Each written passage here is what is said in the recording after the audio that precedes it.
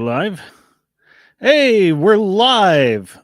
Welcome to the Amusing Panda live stream, your musing and amusing home for all things War Machine. I am Alex Cosma, and I am joined by a very special guest today to talk with us about all things old Umbrey. So we have my good buddy, Mike Sterling. Hey, good to be here. Good to see you. Say hi to the Long-time folks, listener, Mike. first-time caller. Hello, everybody. Good to Yeah. see you. If I know you, good to see you again. If I don't know you yet, good to meet you. So you are an old Umbrey player and an old ombre of mine. Why don't you tell people about your experience with War Machine and what you do? So, War Machine for me has been a long journey. I started it back in 5th grade, 2005, with I want to say that was still Mark 1. Yeah, that was Mark And 1 Gear Hordes released. yep, that was what got me into it. Was my dad wanted to pick up the old like Dire Troll Marauder figures and stuff like that. So I started playing it then. I dropped it around 6th grade, 7th grade, and picked up again in my senior year of high school. I've been playing pretty consistently since then, except like a 1-year break when Mark IV came out, and I was super salty that I couldn't use my Grimkin anymore. Sure. But aside from that, it's been pretty constant. It's this and Magic the Gathering are my two nerdy things. Yeah. And you have been crushing it on the West Coast arm of the circuit with old Umbrey. I mean, I remember back like 2 weeks after the character box and the caster and beast boxes came out. Yep. We were both there at a qualifier. You were there with literally 2 boxes worth of models and took down first place at that qualifier, if I'm remembering correctly. Yeah, you pushed my stuff in round 2. I was really surprised by how well the faction could function on such a small portion of its catalog.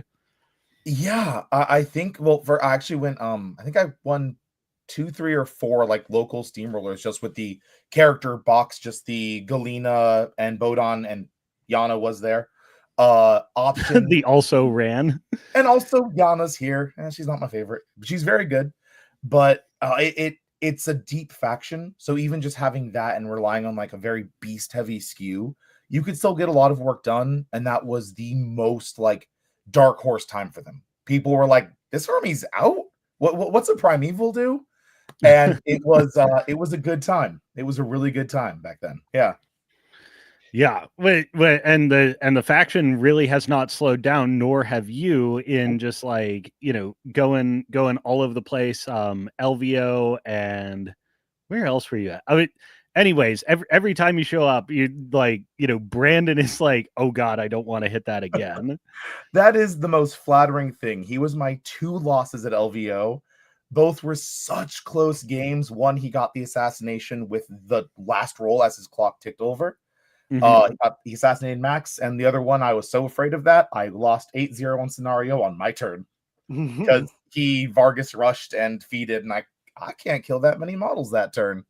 Right. So one was cowardice, one was just a damn good game. Oh man, yeah, we were talking about before the show the Vargas rush.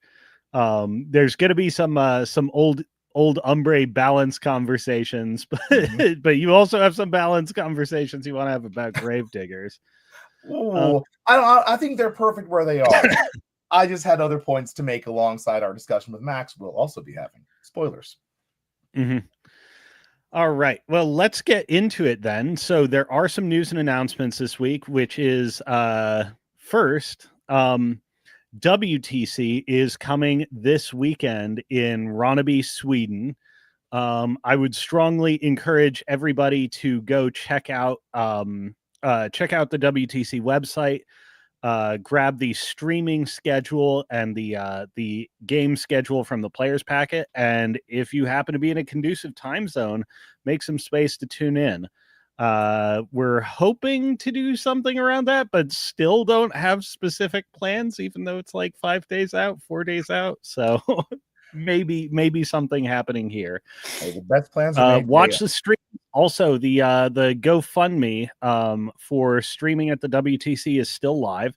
It will be happening regardless, but this is going to help those guys who volunteered so much of their time and their effort one, to set it up, and two, to to put on the show, will help them just offset the cost of that. Yeah, if you Let could me post a see. link there, that'd be great, because you also reminded me to go donate to it after this, which I've been meaning to do. Yeah. I'll see if I can dump that into the chat. Oh gosh, yeah, I have it in the outline document, and I don't have it here Oh, to hand. There it is. Okay, so there we go in the chat. Yeah, so everyone make sure you go ahead and check that out, and if you can, go ahead and contribute to the people who are making global War Machine available to the public. must be the time difference between here and Sweden. We had someone asking. I'm looking at Pacific time, so if you're West Coast like me, it's 9 hours. If you're East Coast, looking at 6 or 7, depending on where you are. East Coast.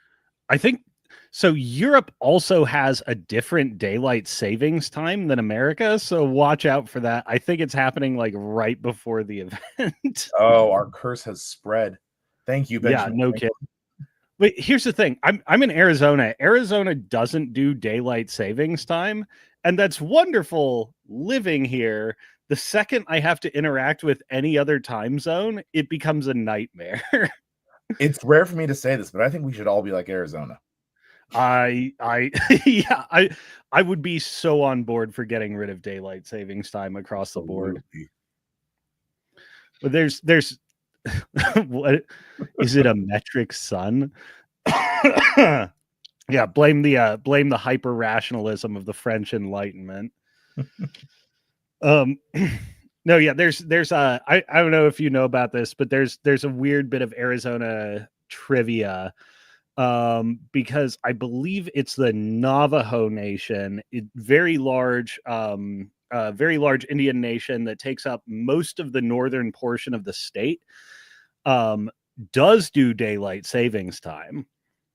And then inside of that, there's another nation in like completely surrounded by the Navajo Nation that does not. And then inside both this smaller nation and the Navajo Nation, there's a little enclave of the other that also has a daylight savings time transition. So depending on the time of year, if you drive a specific route across the north of the state, your phone will change times like 11 times over your trip across Arizona. Oh man, we make things complicated, don't we? We really do. Making things complicated. You want to start talking about old Umbrey? Yeah. Let's get into old Umbrey. So that's the other big news announcement item from this week. We've all had time to emotionally comport ourselves to the existence of Lord of the Hunt. So let's just walk through this guy real quick, and Mike, give us your thoughts as we go. So Yeah, we're looking at a damn good stat line. Great stat line. We have speed 8, mat 7, rat 7, 13, 18. Comes with tough, and as you'll see later, steady innately, which is fun when it happens. I don't put points into tough personally. I have never rolled a 5 or 6, and I refuse to. It's cheap. Comes with cavalry, which we'll get to later. I think cavalry is a very important rule for him to have. And Pathfinder, of course, it's old Umbrey. Comes with unstoppable, which is low-key probably one of the best abilities in the game. If a model has unstoppable, I'm instantly putting a lot more thought and weight behind it. Yeah, especially unstoppable on that speed 8 repo 5. So even if you try and tie him down, he can wind up a million miles away. If you've ever tried tying a wolf down, it's impossible. They refuse to do it. Well, they get him into zoos somehow. But yeah, let's talk about his special rules. So this guy is a corpse collector, much on the model of Primevals. He can't buy, he can't boost, but he stacks up passive abilities with corpses. And also, as Steven points out in chat, it is a beautiful model. It is. I've played this game for 20 years. My favorite looking model. I haven't even seen it in person. I've seen the render of it, and I'm like, this is going to be the best model I've ever looked at in my life. So like you said, he only gets them for destroying other things, which is always a huge drawback. That's sort of like a primeval, like you said. It doesn't have a corpse He only collector. gets them for destroying other things, but he's an old Yes. Umbrey. Yeah. So he doesn't get fueled innately by things around him, but his thrown javelin does get him. So we'll get to that later. But right now, for one corpse token, you get to remove stealth within. Animus can dump into Veroni to dump into him. Oh yeah. Oh yeah. We got tricks. But with one, things within 10 inches of him lose stealth. I measured this out yesterday on a table. Because I was right after I finished up a game at my LGS. And 80 millimeter base, 10 inches on each side and in front, covers like the center of the table. If you Yeah, put it's it in the basically center of the 23 board, inches. it takes away stealth from most of your opponent's army. Also, knowing you can reposition that 5 inches further in after or to a different side to catch things you need makes running him with guns very, very tempting. But I'm going to get more on that later when I talk about casters, I think, with him, because I have a weird point for him, but we'll get to that later. 3 or more gives him ROF2 on the Javelin. The Javelin, of course, is Rat 7. Hey. Range 10, rate of fire 1, power 11, Weapon Master Magical. But if you have 3, he throws 2 of them, and they have Hunter.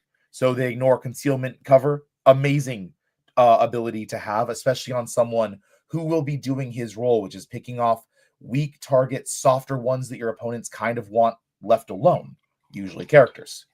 If he has 5 or more, he gains Hunt Eternal, which is if you kill him once and you don't RFP him. Actually, does this one trigger off of It's disabled. Hey, if you don't grievous wounds him, comes back with full boxes. So right now, 15 boxes, yeah, that's low. But if you put the effort into him and you play him probably off on the side, slowly gaining corpses as a late game model, the ability to say, oh no, he's actually got 30 boxes. That's really huge. 30 all of a sudden puts him at 9 points for so many boxes, but kind of squishy when he's there. Once again, ways to mitigate that, which we'll go into later. On his card himself, we see Fortune Hunter, just like Lord Longfellow's Grim can represent. And this sort of shows what he wants to be hunting. You want him picking up the kind of expensive, middle of the line, good solos that that other armies have. If they have Stella Brisbane, if they have Furies. Oh yeah, he can make really pretty short work of Furies. Oh yeah, he'll destroy Fury. He's got that magical thing. As someone in the chat points out, yeah, he can hold a 40 millimeter objective. He can't score it, but he can hold it and just destroy most units pretty effectively.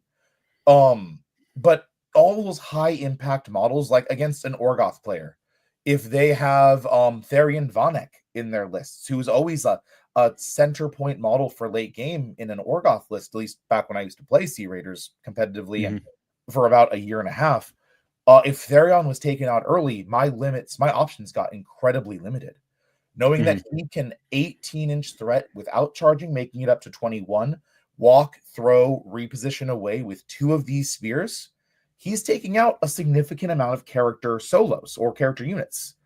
Yes, I am so looking forward to finally hunting down Nostilla. She is my bane in most games. I cannot wait to see her removed by this man. Bonekeeper letting him not only siphon the corpse to himself, but also say, actually no, Starved needs it. We're gonna give it to the Starved instead. Oh, Donna Aga, if for some reason you're running her with Lord of the Hunt, which is a huge corpse tax, she can get it instead. Veroni, he needs another one later. We'll give it to him. The ability to shift around where corpses go is something we also have on Animists, but that's a Mat 6 Power 12 attack. That's not exciting anymore. On these guns, he's handing them out if he needs to. Yeah, that's an interesting thing about this is he wants to sponge up those 5 corpse tokens, essentially by the time he's experiencing any sort of danger, he wants to be fully stacked. But this guy augments your corpse economy pretty immensely if he gets to fire those 2 spears every turn. Yeah. So unlike Veroni or Jizana Aga or even a Primeval, when he hits his 5 limit, he still has stuff to do with them with those thrown spears. He still gets to go, okay, I'm at 5, but Starved is at 1, Starved is at 2. Throwing those spears and providing other things instead of capping himself.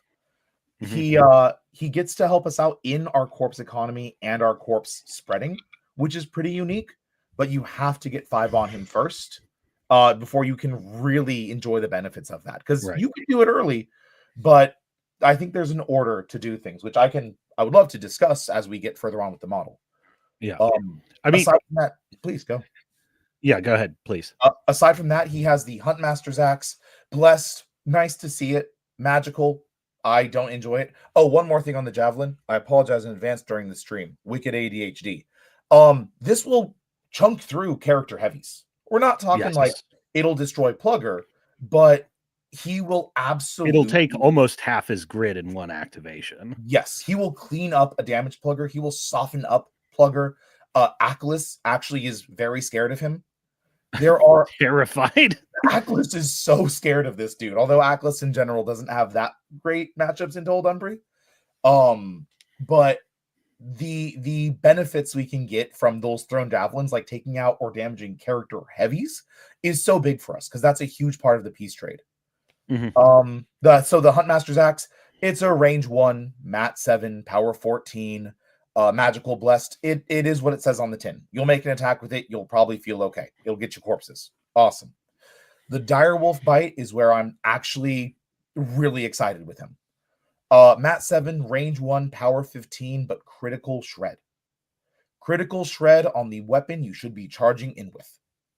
So you get the power 15, you have a chance then of getting the other attack, which with max you can boost. We'll talk more about that later.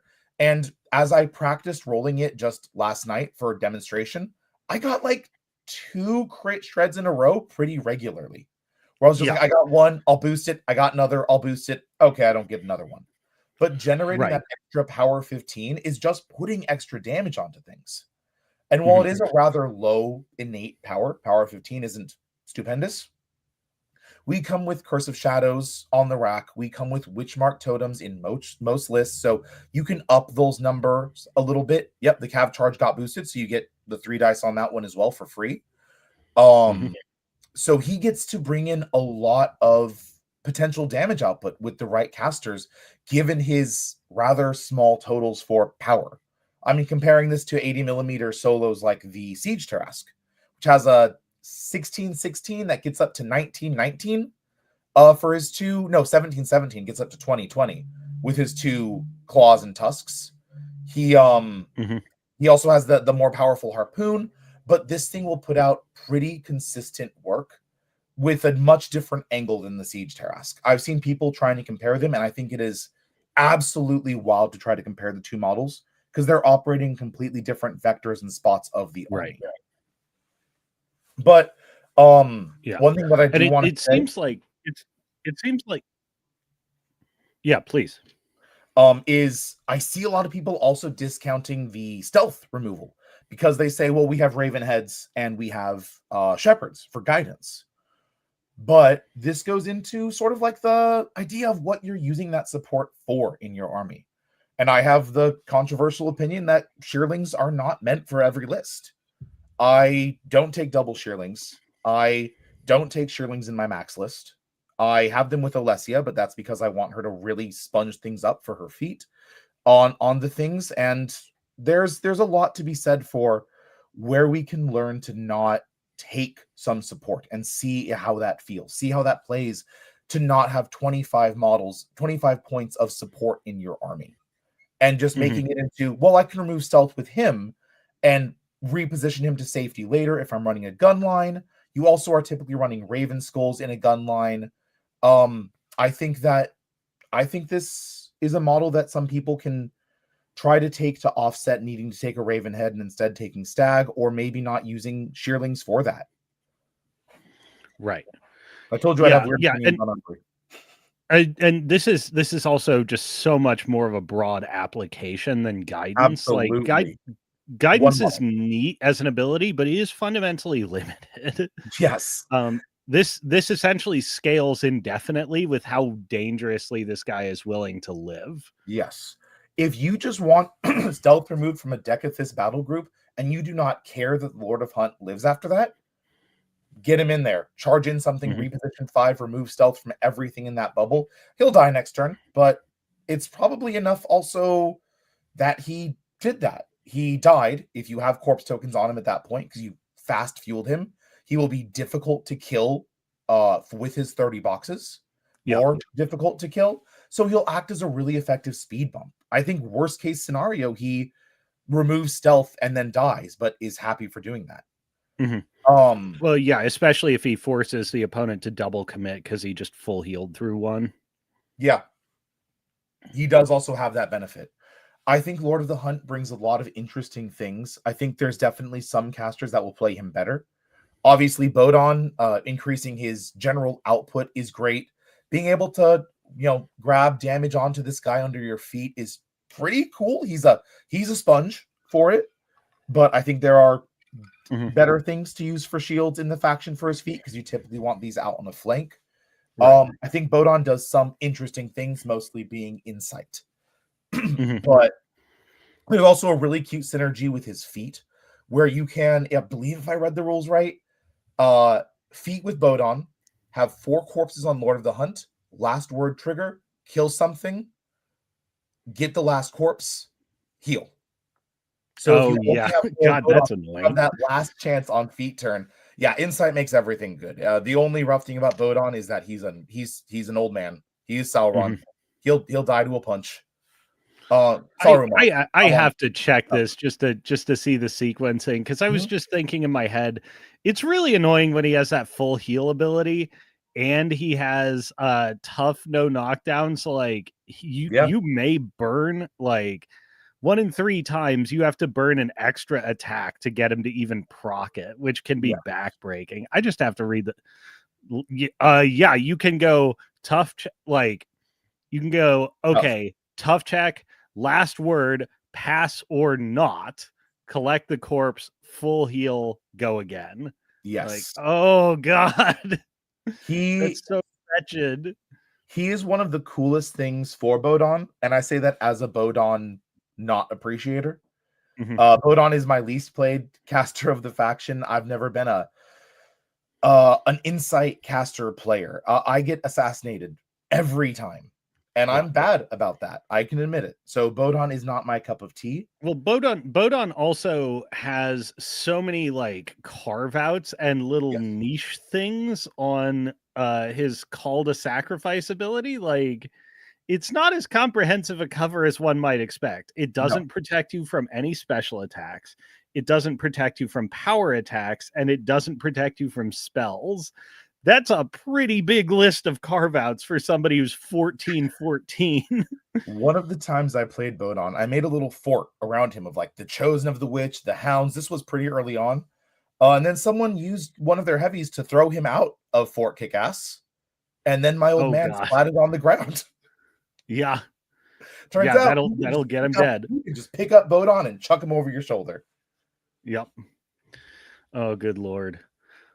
Well, returning really quickly to Lord of the Hunt, I see, I think you're right to point out that Fortune Hunter does tell you a lot about what he wants to be doing. Really obviously, he likes to play on the flanks because 13, 18 without any other support and 15 boxes and repo 5, this guy's really hard to kill for unsupported models. And he can take a pretty costly toll on them every turn that he queues up against characters. Like if he's charging into, Plugger or something like that, he's coming in with a 4 dice to hit crit shred, which is like greater than a 70% crit chance, and then 40% on the follow-up without any other support for him. Yep. And he's mangling them. And also casters just, especially if he's on 3+ corpse tokens, casters just have to live in fear of this guy. Even if we weren't playing in a metagame where character units and character jacks played a very strong, exerted a very strong influence on the metagame, even if we weren't in that world, every army's bringing at least one character. And those characters that they're bringing do have to live in fear of just being henpecked by this guy. I actually have more discussed that with Max for his personal threat range for that, because I think it's a really important point for him.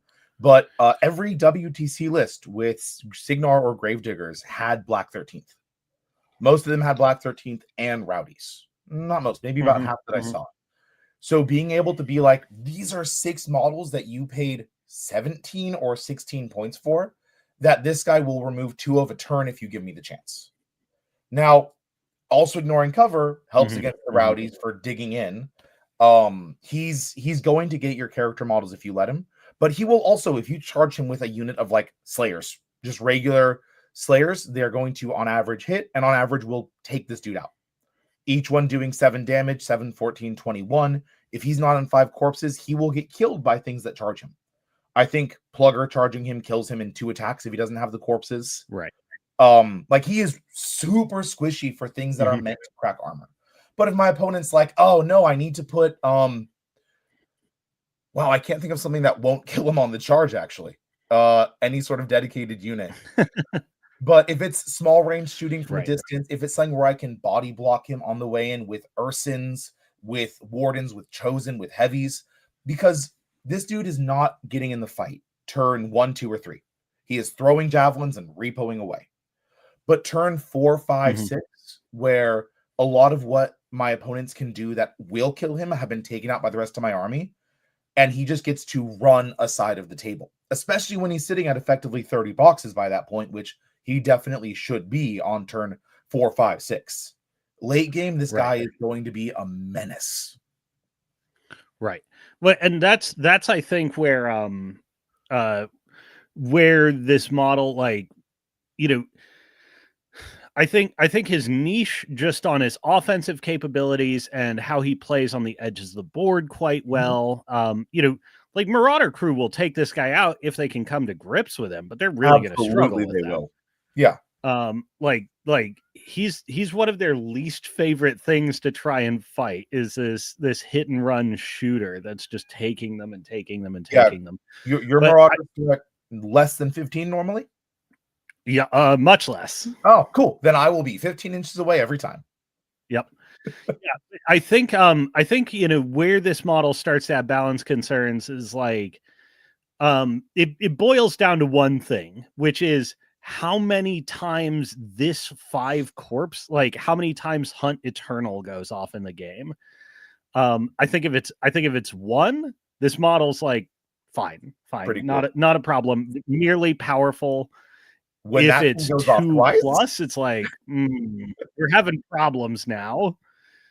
Yeah, I a lot of the list building I've done with him is very corpse economy light, so I can fuel 1 or 2 of these and have that proc multiple times, and it has been very, very good. I've enjoyed it. The one game I demoed on War Table, I very much enjoyed. Yeah, because he was able to. All right. Well, let's take the opportunity. Yeah. No, please. Yeah. Oh, go ahead, please. No, please. I will keep talking about this dude forever. We should start the rest of the show. All right. Well, then let's kick over to the rest of the faction and let's just get your highlights then on sort of what defines old Umbrey.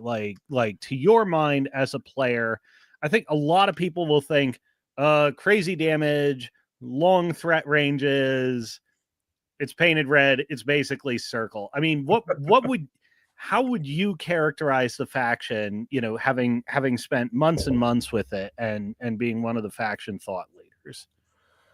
I would say that the faction is defined for its maneuverability, its out-of-pocket plays, and it's a term I like to use, but fractaling, where an army can meet in the middle and then branch off from there. You can secure sides, you can crush in flanks, and Old Umbrey does this very well in multiple outlets.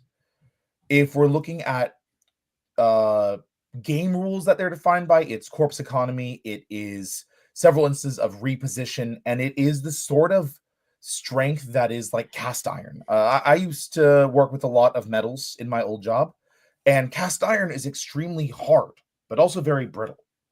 And once you crack through the delicious outer shell of Old Umbrey, we're not that survivable. There's a lot of support taken in a lot of our lists, so we're sort of playing down points, which is, why our stuff is fairly good. I'm not going to deny it. But once you crack through that tough shell, we're kind of defined by our support, our utility, our ability to roll with punches and then sort of fall off the board rather quickly. Of course, different variations on all things I say will apply because we are a deep faction. Looking at solos, I see Liegeman Urson Champion. He definitely sort of defines our infantry support. He's incredible. You compare this guy to an Orgoth Reaver commander who has similar battle plans. We see Tactician. We see, I believe that one has set defense. Yep. And that one also has, I played this guy for so long and I really only use those abilities. Rerolls. I had Horus. Who needs rerolls? I only played Horus. I played Sea Raiders. But we got Desperate Face, Precision Strike, Stir the Blood, which helps with our infantry, which on paper hits pretty soft. Stir the Blood, giving that to a unit of Ursins, we're great. Giving that to the Chosen, we're taking out Vargas heavies. Right. Chosen with Stir the Blood do incredible things. He brings a lot of the adaptability that we need while also being tough to kill and helping the big other problem of Wardens and Riflemen and Ursins, which is Matt Rat 6. Right. So because he's got the veteran leader. Veteran leader, right? Yeah. Now, what that causes in the faction is that he is a focal point. I typically, because you only want to usually run one, some lists run two, and that is entirely viable, but mostly one is where I'm happiest. And right, because you're 10 points in at that point, and that's like a lot. that's almost a primeval. Because that's 14 for the package I like to take normally. Now, he brings incredible stuff, but once he is gone, a faction of 50mm bases will really struggle without Tactician. A faction of Matt and Rat 6 will struggle without that veteran leader, because at that point your bears are engaged. They're not getting the charge bonus. Right. He bolsters us incredibly well, but if he's removed early, even just with dedicated shooting, sacrificing a piece to get in and get him early, even if it's a low point cost trade for you, our faction flounders without him. Not flounders, has problems with backline crashing into itself. So right. Let's start running into building an Old Umbrey list pair, because I think that'll bring a lot of the focal points together. So when you're reaching for the foundation for your pair, where are you going first as your anchor and your rock? So I always started list building back when I started this game with what can deal with high defense, what can deal with high armor. That was the very bare bones way I looked at things. Now that's shifted and adapted a lot as I found more nuance in the game, as I've gotten more competitive with it. But now my general thing is I look for a generalist, I look for a sweeper, I look for something that can take out most of the field and play a good game. And then I say, what are you weak to? And I'm going to build my other list to counter that. When I played Sea Raiders, Horus was my generalist. I played him 95% of games. But I brought Kishtar because she answered what Horus was weak to. But I'm not here to talk about Sea Raiders. So right now, I am like most people in Old Umbrey. I start with Max. He's incredible. Yep. I was down on him when just his first rules came out, and once I played 2 games with him, and I saw what he could do personally, what he brought to the army, I was way more sold. So I start with Max. He's great. We see there his battle formations again, battle plans again, looking at the flexibility of Old Umbrey. That's a key way I would describe us, is flexibility. Being able to say, I'll run a little beast heavy, Soothing Call, Staghead. My incredible beast brick will get to exert itself and then be down 2 fury when it matters. Stand your ground. I have never used that ability with him. That's absolutely fair. When they print this on a caster, it's like, this you just couldn't think of anything else, could you? That's the little brother who you give the controller to and you're playing Mario, and you're like, yeah, you're Luigi. Mhm. Set defense is there. Battle formation is his bread and butter. And this is what I like actually, is having that with a Lord of the Hunt late game. 1320, now we're cooking. 1320 Right, with yeah. 30 boxes? Yeah. Have Yeah, Matt that's and quite base with substantial. one of these on turn 5, blocking his line of sight. Doesn't block his line of sight out, but blocking line of sight to him, and that thing will stay where it's meant to be. Well, especially if Lord of the Hunt is anchoring on the starved, like, Oh, oh absolutely. god. I managed to pull that off. And 1322 with 30 Yep. boxes. I even put Yep. Sherfit on him. 1522 with 30 boxes. That model Right. was ridiculous. Right. Yeah. To attack the starved, you need to remove Lord of the Hunt. Yes. And that's going to change up max games a lot. Because right now, weirdly, the starved is a weak point in the max list because it is a fulcrum point. But Field Marshal Gang Fighter, giving that to all of his people, having it himself, makes his personal, I know it is insane, making his personal assassination, like, he has a 13-inch bubble. And if you just spearhead him up the field, it doesn't matter if they kill both units of theirs. It doesn't matter if the Starve's dead. Your caster's within 13 inches of me and my pet bird Veroni, I'm going to kill you. Yep. He always has that out. You have to stay 13 inches away from him, or else I will get undeserved wins, which I do with Aslov. But obviously, being a big part of that, you can't block him easily. I always take the unstoppable card with him to walk away from melee. You can't tie him down. He doesn't have a native, because he doesn't have I that know, native. right? Yeah. Yeah, oh, he would be absurd if he did. Because then I'd get to take for the motherland more often. But Right. Pounce on his sword, pairing with that leap ability, pairing with the ability to say, I'm not going to charge, but I'll get the extra dice. Or also, you're already engaging me. I'll shimmy in place, jump in place, and get the extra dice like I got to charge. Wait, so Pounce says, this is a weird question. I've never like read this and thought about it before, but during an activation in which this model was placed, as a result of using the jump ability, this weapon's first damage roll is automatically boosted. Does that apply if you miss and go in for a second one? Yes, because it is tied to the weapon being its first damage roll, not the damage roll from its first attack. Oh god, that's dumb. Okay. Magic Gathering wording, specific. Yep. All right, there we are. So that, I mean, you also stir the blood him. Yesterday, I was having a really good grindy game, and I said, wow, they took out Starve, they took out a unit of bears. Eviscerus is behind a wall camping too. I could kill the rest of the army and be pretty good, or I could just kill Eviscerus. Yeah, I want to go home. Let's kill Eviscerus. Stir the blood, got him up to power 20 after Gang Fighter. I two-shot him. Yep. And in addition to that, we're looking at a caster who is, in addition to the battle formation and the Gang Fighter, the Pounce. This guy wants to be supporting infantry. So we're looking at Arcane Might and Revive as native spells. Absolutely. Feat is warriors get +2 speed in his control, and enemies can't run, charge, perform special attacks, or special actions for 1 round. The utility of that feat, like on its front, it is a very simple feat. I go farther, you don't charge into me. But it can be played aggressive to make Chosen of the Witch threat 7, 10, 12, 14 inches before Righteous Vengeance makes that 17 inches.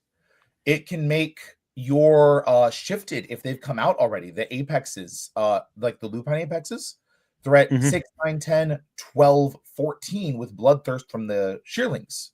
You can have this incredibly long threat range, but it almost feels like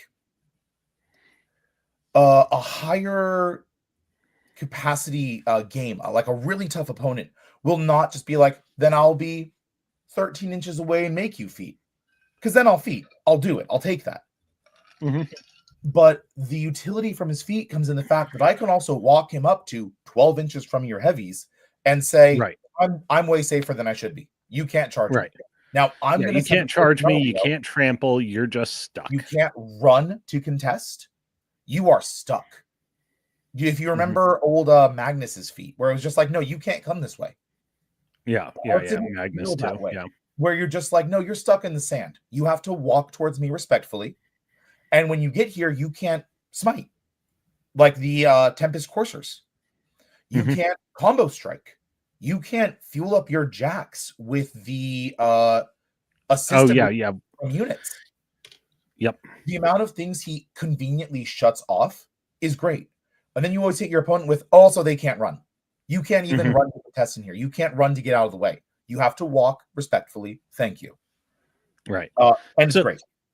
So given the superlative kit, what aspects do you reach for first? Where do you go first to start filling out this guy into your list? Yeah, I mean, I'm like most old Umbrey players in that, and there's a reason for this. I don't start with War Beasts. I'll get to War Beasts later, but for him, I make the exception. I put in the Starved.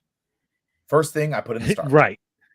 That's just because Starved at his excellent native damage capacity loves the gang fighter. Oh yeah, give me up to 20. 20 feels great. Mat 9, POW 20. Helps with the armor brick for battle formation. He himself has really good threat range, despite being only melee range 1. Hunger Pain augments what Aslanov is trying to do. Yep. Yeah, this guy seems like Windmill Slam, like these two were made for each other. Absolutely. I mean, they came out in the same box. I'll say that much.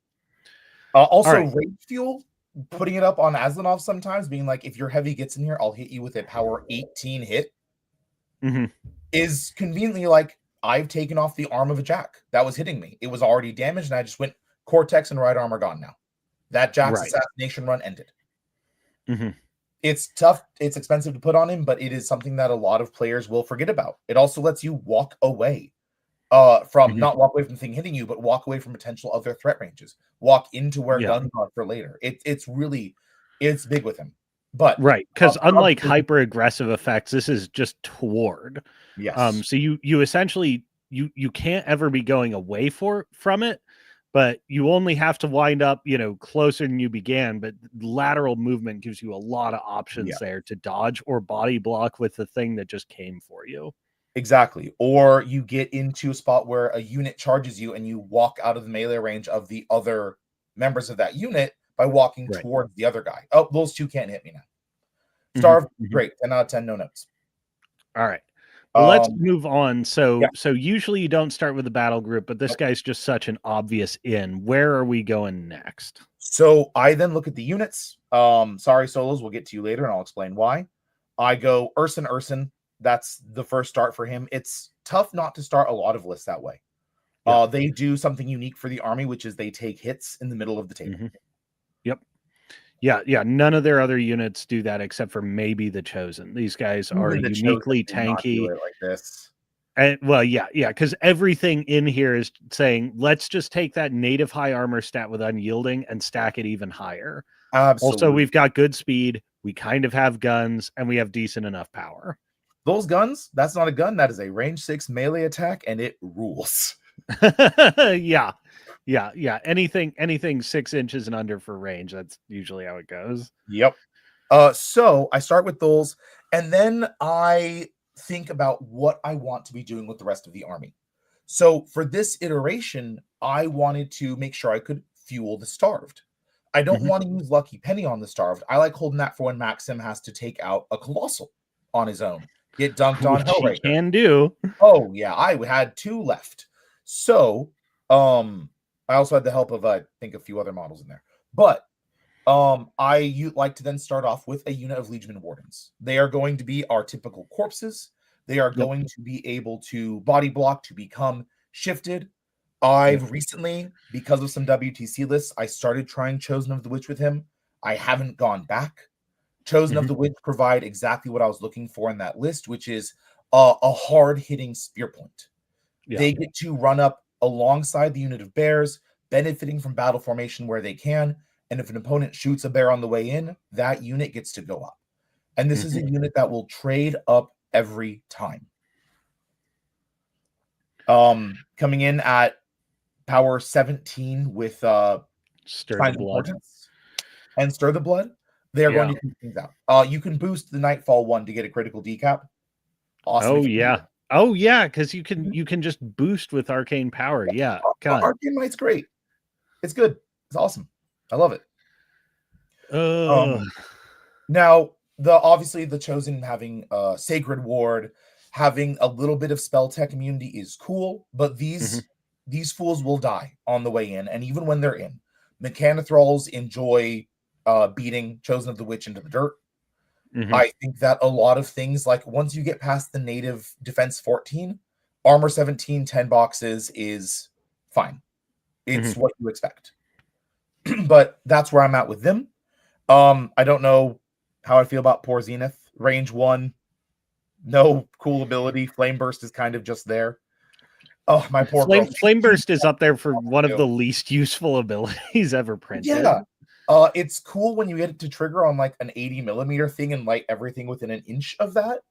But that means you have to time it to having her deliver the finishing blow and hoping that she gets the damage or she doesn't randomly roll trip ones. Like, right. And it's also a 2/3 chance at something that happens on your opponent's turn. So, like, even then, it's not an advantage worth microing around. No, absolutely not. I have never had that pop off. I've dreamed of it and been like, oh, that'll be cool. It won't happen. That's fine. Yeah. So with them, I then stop with the units there. For Aslanov, that's right now my brick, my solid middle. I have 2 bears going up the flank in a brick. Chosen of the Witch is a spear point that can go through. Wardens behind. Well, what do I want to do with these wardens? Well, I want to fill up the Animist. So I need to be able to put corpses on the Animist. So let's go ahead and take Baroni. And that's something. That's one of the things that's worth noting about old Umbrey is right now in the early exploratory phases, there's a tendency toward support bloat in the faction. And your first unit of Liegeman Wardens is a support unit because they're usually getting fed to these 2 guys. I usually have 1 Warden left by the time he matters. So currently we're sitting at it's enough for him to run and score something. Yeah, we're at 11 what points was that? of support. So we're at 11 points of support so far. Because the Wardens do count. Animist and Veroni are support. They do amazing things. Veroni is, even if I don't have the Starved in the list, I want to take Veroni with Max because he's such an easy way to trigger Gang Fighter, and upkeeping Arcane Might and Invaluable Resolve for free means I am keeping all of that Delicious Fury for transferring and being safe, or just killing things. Yep, and he's a speed 9 repo 5 body. He can get places. He's also really annoying to kill at defense 14 Ancient Shroud. He also will late game ruin your opponent's day by sitting on any objective, being like, I can't score this, but you can't either. Do you want to put all of your attacks from your caster into my stupid bird? Someone in chat asked if you can build a reasonable old Umbrey list without Veroni. Yes. I don't know why you'd want to. Even if it's just for the free upkeeps. We as a faction like upkeep so much, and only Galena gets them for free on her battle group, that I've taken Veroni even if I have nothing that utilizes corpses. Just for free upkeeps, body blocking scenario. He's also 3 power 11 attacks. Like, that eats Mechanothralls, which is a problem for me. I have a very good Crix player in my meta. Talk more about that later. But then he brings in just so much. He brings in extra corpses on things. He's great. But what am I having these turn into? This is where my Aslanov list has really shifted since LVO. As you might recall in LVO, I had double bears and a wolf in this list. I only have 2 of the Ursine shifted. No apexes anymore. I love the apexes with him, but I think they're doing weird. Interesting. Can you talk? Can you? Yeah. Talk to me about the nature of that shift. Because you used to seeing, like, if you're seeing any werewolves and werebears at all, you're tending to see a lot, like usually on the order of like 11 to 15 points. But we're essentially going with the 2 double shield guards. Just the minimum. And that is because I looked at this and I said, what has been kicking my ass so far? And right now, this list has been getting its ass kicked by armies that can put out heavy ranged output. Kishtar Sea Raiders, Vargas Rangers. I mean, Rangers in general, but Vargas is the matchup for Old Umbrey. Things like that that can utilize a lot of heavy output. You take out 1 bear, now you can see the Starved. The starve is only 13-18. You shoot him off the table pretty easily. Now I've lost not only my heaviest damage dealer in the list, I've also lost the armor it was providing to those bears and the +2 armor for melee for later turns. So I have to bring double bears. I want 4 shield guards on that unit of bears if possible. The Legion Wardens will follow that unit around. And usually they're in the brick. Air quotes the brick. Right. They're touching the starve to get base arm 18. Yes. Apexes, Ursine Apexes specifically, I really liked for the armor they brought. They got up to armor 22 with battle formation. They were hitting back at power 17. They were doing great work. These hurt me to cut from the list. But what I realized, and I eventually took out 2 of them for the Chosen, was they're not doing anything early game. There is enough. If someone's putting like a heavy into my unit of bears, they will typically be able to get out the other attack to also kill this guy, which, yes, it makes them use the attack, but this is then 4 points that made them spend a focus or 2. With my opponent's dice normally against Apexes, 1 focus. And I had to ask myself, what do I want to become these bears? And I realized it was always Ursins. Yeah, you put an attack or 2 to kill my Ursin, now he's a bear. But Max's plan, as I've shifted, has been much more into the revive train. And now, if I RFP my guy to bring in a bear, I'm not bringing him back. Both the bear is RFP'd, you can't revive him anyway, but the Ursin who makes the bear is RFP'd. So by cutting into that for the Apexes, I was not only cutting into points for my army that could be more concentrated damage dealing, but was also the revive package I was trying to bring. And Animus play really well with revive because then you bring back D3 points from the models brought. Cutting down to 2 Animus to 1 was literally the change I made to this list last night. So after that, I have the double Ursine shifted. I always put in a Witch Mark Totem, natively bringing up Liegeman Ursine to being Liegeman Ursins into being 3 power 15s is fantastic. That's an interesting choice because I have not seen much of this model in months. The cursed benefit is really that big. Cursed Briar Thicket is immensely cute, but really it's shot off the board if you put it up there. I shift this up as part of the brick, and then I shift it up before the bears charge into something. Your Colossal is armor 19 now. Your Heavy is armor 17. Now these bears getting in at power 14, probably knocking you down, and spraying you will 2/3 kill that Heavy, just from the volume of attacks. You pair that then with other small attacks that we'll see throughout this game, and the fact that it's in a 5-inch bubble in a list that wants to tactician through its own things and also provide large area of damage. This 5-inch bubble is more than just one unit. This 5-inch bubble is the front of an anvil that I'm crushing against my opponent. All I gotta say is I would pay 1 extra point to have my troll scary rocks be able to move. Oh yeah, it is. The ability to teleport at 10 inches is just so good. It's behind a house, a forest, a terrain. My bears, it's not anymore. So I put one of those in there into most lists. They're even with Alessia, they're in all my lists now. So I see I have 64 points left. Cool. Let's start building up this the rest of my beasts. And then are we throwing a champion in here? He's in, right? Oh yeah, of course. Yeah, he's there. Okay. Don't get twisted. I need tactician. I'm a bad player. All right. So let's talk beasts. Let's talk beasts. With him, I was not and still am not always on the boat of needing to take a feral, needing to take the elk head. I think it's good. I think it's very good, and I have one in this list because Max is playing in a different role in this list than he normally is. Or he's playing it because he's your number 2 damage dealer, right? He's my number 2 damage dealer now. So being able to say, okay, he's also up to defense and armor, 17, 19, that's scary. So we'll put an elk head on there. Yep. So we're looking at elk with quills here. Absolutely quills. I used to be a wing believer until I realized I never needed that speed buff on my heavies because I'm putting them behind the lines intensely. in on purpose. I'm an English teacher. On purpose to give the armor benefit in a way that blocks my heavies. Now they don't need the extra wing speed to charge into you.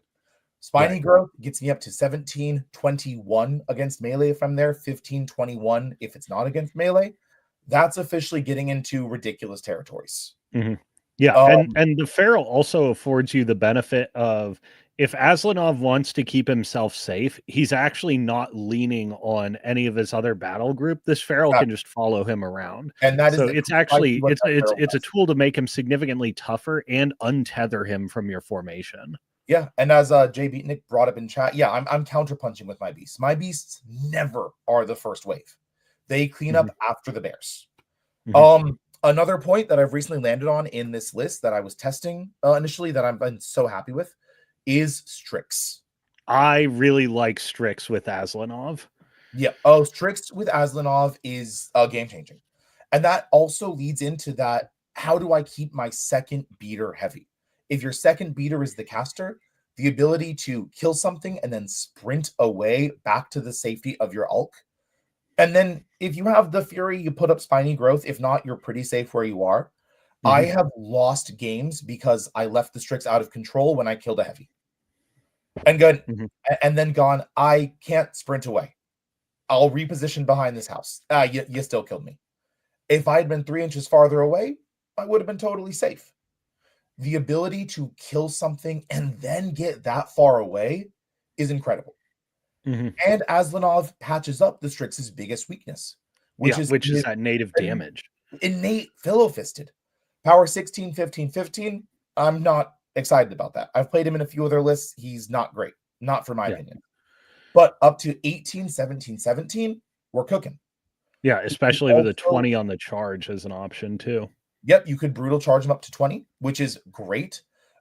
Admonition, Future Sight, their own innately great rules. Eyeless Sight, Cloud Walls. It is just preposterous that this guy always has admonition up kept on him. Like, oh god.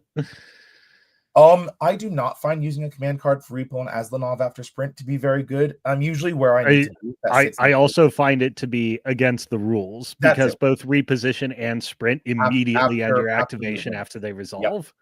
After activations. Yeah. So but what Aslanov gets to do is make me not rely on that Mat 7 Future Sight.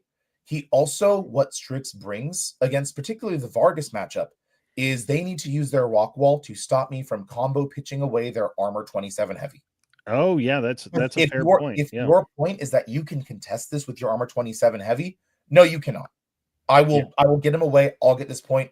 Your heavy will come in next turn. Strix will die to shooting after he Admos away, but I took that point that turn. And in the Vargas matchups that I've lost into a very good Vargas player, it's been because I was down by 1 point. Like I went 8-0 on against Brandon, and then I got up to 5. I got up to 5 or 6. I was like, if I got one more point this turn, I would have taken out most of your army and been not dead on scenario. Strix helps you with that. I got 8 points left. This 8 points was flex slots before. This was filling up to my flavor. I've tried variations of it with Jizana and another Earth Sign Shifted. Really helping the Chosen of the Witch, helping my own survivability more. Another Earth Sign Shifted means I'm safer against shooting. It also means my corpse economy is terrible because Jizana wants those corpses early. What I found now, the other reason this list lost was bricks don't play scenario well. On a widespread scenario like Two Fronts, or if you have Trench Warfare, I needed something to hold a flank. Enter the Hounds. My only non-fitting faction unit in this faction. Everything else is all the spooky side, and then we got these dudes with guns. Yep. Yeah, and I was going to say one of the potential weaknesses of this list is like, well, there's only 4 units, and one of those kind of isn't really a unit. Like the Hounds rounded out. Nope, the Hounds completely independent operators love being part of the brick. Don't care if they're not. They get to hold their own side. If I want to late game, I've had the Strix pop up behind them, like sprint over to behind them, and then they're sitting there at armor 19. No knockdown tough. and 14 innately. They're also good guns. They are very useful ways to reach out and provide touching options where you're like, I'm going to get some light damage in, then I'm going to pop back, then Aslov's going to come in and feed. And now not only has your side been weakened, but that first wave has been sandpapered away. So now you're not charging into me on that side. My hounds are too far away, and you're not able to come forward enough into me with the walking dudes anymore. Right. Yeah. Yeah. And they just Hounds get to provide, continue to do work, which is obnoxious. yes. Hounds provide an incredible tool that he doesn't have otherwise. Yeah. For command yeah. And I think that's true in a lot of this faction. Oh yeah, hounds are great. I don't think them as much as I should because I like playing my new shiny spooky dudes, but they're worming their way into more lists again. Yeah. So let's take it home on this list with command cards and then jump over to how you, because this is your generalist pairing. This is a generalist list. Yeah. Yeah. So what are we doing for commands? First thing I take from his breakthrough. You want to try to tie him up? I'm out. I take blessing because I don't have a way to get blessed on my army otherwise. Hit and run, lucky penny. Those ones are more generalist. I like to use hit and run for getting starved where he needs to be, out of danger. If you hit something with the starved bite and then repo away, you can't hit me. And the newest one has been defenses. And this interesting. I stole from an Australian player from his WTC list. Barrier, powder keg. Barrier, powder keg. And you are bringing a fair number of fists between the Strix and the starved. Yep.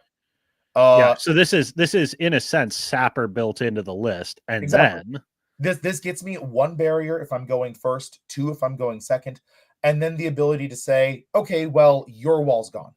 I'll deploy my barrel last, see where they've deployed and deployed accordingly, or just where they put down a wall, when they put down a wall where I know I will need to pressure them, putting the barrel within approximately 8 inches of that is great. What it also provides is an area of effect. I don't know if you're gone or not. Your camera is. I'm still here. My camera's being my camera. Hey, I wanted to make sure I wasn't speaking to an empty room like normally with my students. So we're good. Now, what the barrel also provides is a fun way to clear out clumps. You can also just throw that thing like Donkey Kong. Starved can pitch it, stay safe where he is. Strix can pitch it, stay safe where they are. And also clear out an area incidentally of just like, I'll hit everything within 2 inches of where this lands with a power 14 or 15.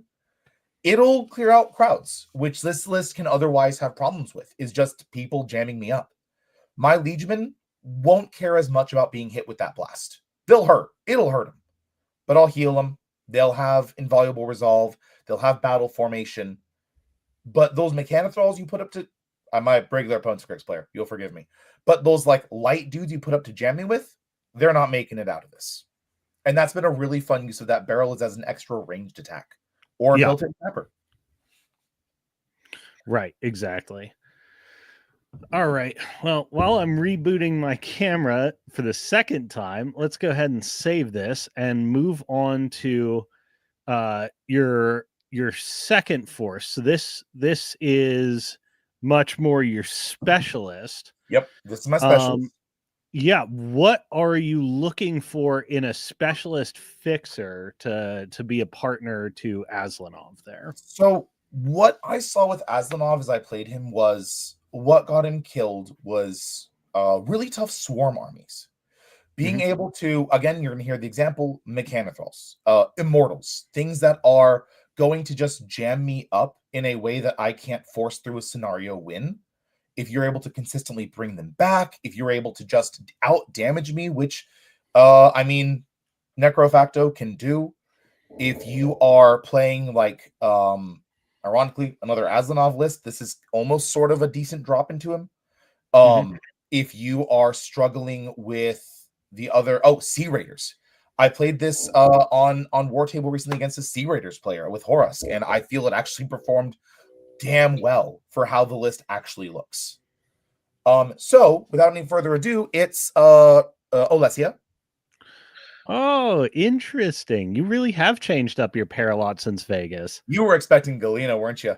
I was. Yeah, I am used to seeing her. Originally fit this role until I realized that Carnage is on the rack for a lot of places.